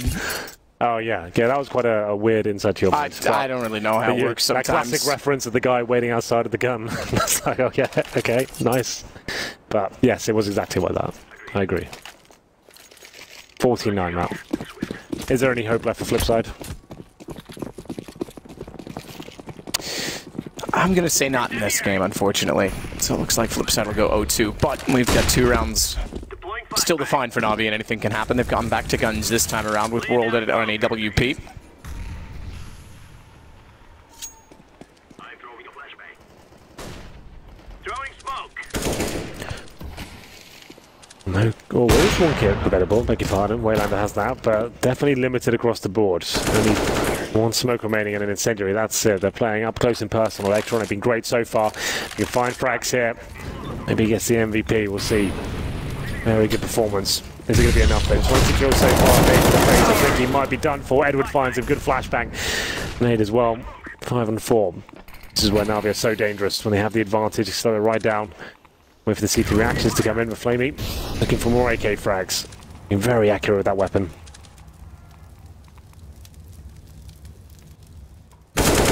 World waits. Flamey gets taken down by Blade. Indeed. 45 seconds. Navi with bomb still back toward A main. Looks like Simple may back off as well. I take that back.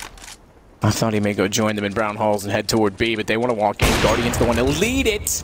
And we're taken out by World Edit. Guardian now knows where he is. Simple instead finds the kill. Markelov could strike back. He's putting off from these back halls. In fact, he's been spraying with the AK when he picks it up. This time he's only got the M4. It's not good enough. Guardian finds him, and the same position Blade is found. Goodbye, Blade. That should be the conclusion. One picks up. Wayland's got to go for it. He knows that, but seized 1 step ahead of the game. Waits in Pop Dog, takes him down, and there it is. 15-9. A mountain decline now for Flipside. 6 rounds in a row is what it requires. They have to buy into every single one of them. UMP's coming out. It's looking pretty grim in terms of the money. UMPs, MP9s, FAMASes. Oh, it's looking pretty bleak, I have to say. 7 kills for Blade. This is one of his more shocking performances, I have to say. 7 kills, 20 deaths. I hate to see that. Oh, we're number 25. We can step up now with that lesser SMG. Maybe there's still life yet, but it's not looking likely. I love it. Let's go Krieg. That's never ever got a kill, I swear, in a big tournament. It always comes out with, oh, it's here. The disc. No, but yeah, he never gets it there. Everyone tells me how sick he is with it. Never seen him get a kill with it. Well, even he's given up on it, I think. It's certainly viable. Like, it makes sense. It does like 6 damage, and like it's got no drop off in terms of the 1-bullet shot. In terms of the accuracy. Yeah. But it just never seems to deliver. And it's only a few $100s more, right? I think it's $3,000 instead of 2,700. Guardian AWP pre-scoped walking Ivy. Hello. Finds World Edit against the wall. Swings out. Ooh, sees steals it, but he had it. Doesn't have the second follow-up, though. Just barely gets behind the box. I want to send seized again. MP9 from Blade. Tapping can't do anything. It's down to Waylander, and it's 1 kill. Navi trying to go 1-on-1, and they'll do it. Simple with the shot. Trades back Flamey. 16-9 in the end. 2 rounds only on the CT side for Flipside. And both pistols. And both pistols as well, you're right. Yeah, well, it's like caveat to that is obviously Simple with that force port AK-47 in the second round was just an amazing performance. Like, it's quite rare to see that kind of purchase actually really pay off. They would have been fine either way if they lost that round. They still have money to buy in the third, but he just delivers an amazing performance there and pretty much wins them the game. Gets them right back into it. Flipside can't get back into the game once that happens. So apologies for the delay. I know it's a little bit frustrating for people watching, but we got back in there, and Na'Vi, as expected, do take the victory after losing both pistols. Congratulations to them, bouncing back after the defeat to G2 yesterday. Bouncing back, indeed. They had to. Again, 0-2 is a scary spot right now for anyone because FaZe sits in that same bracket. Find out more about who they play at the end of the day. Yeah, that would have been crazy if Na'Vi goes 0-2 and then FaZe are down there as well. Like, some fireworks could be going off the major, but luckily, it would have been cool to see that anyway, just so that the game it would have delivered. But you want to see the best teams at the top, right? Yeah, absolutely. No, of course. And I want to see a resurgence from Na'Vi. Like I said, they're very exciting when they're on form. Yeah. Still not convinced that the form is all there, but there was at least a few individual plays. That said, we'll send it over. It's Paul standing by with the desk.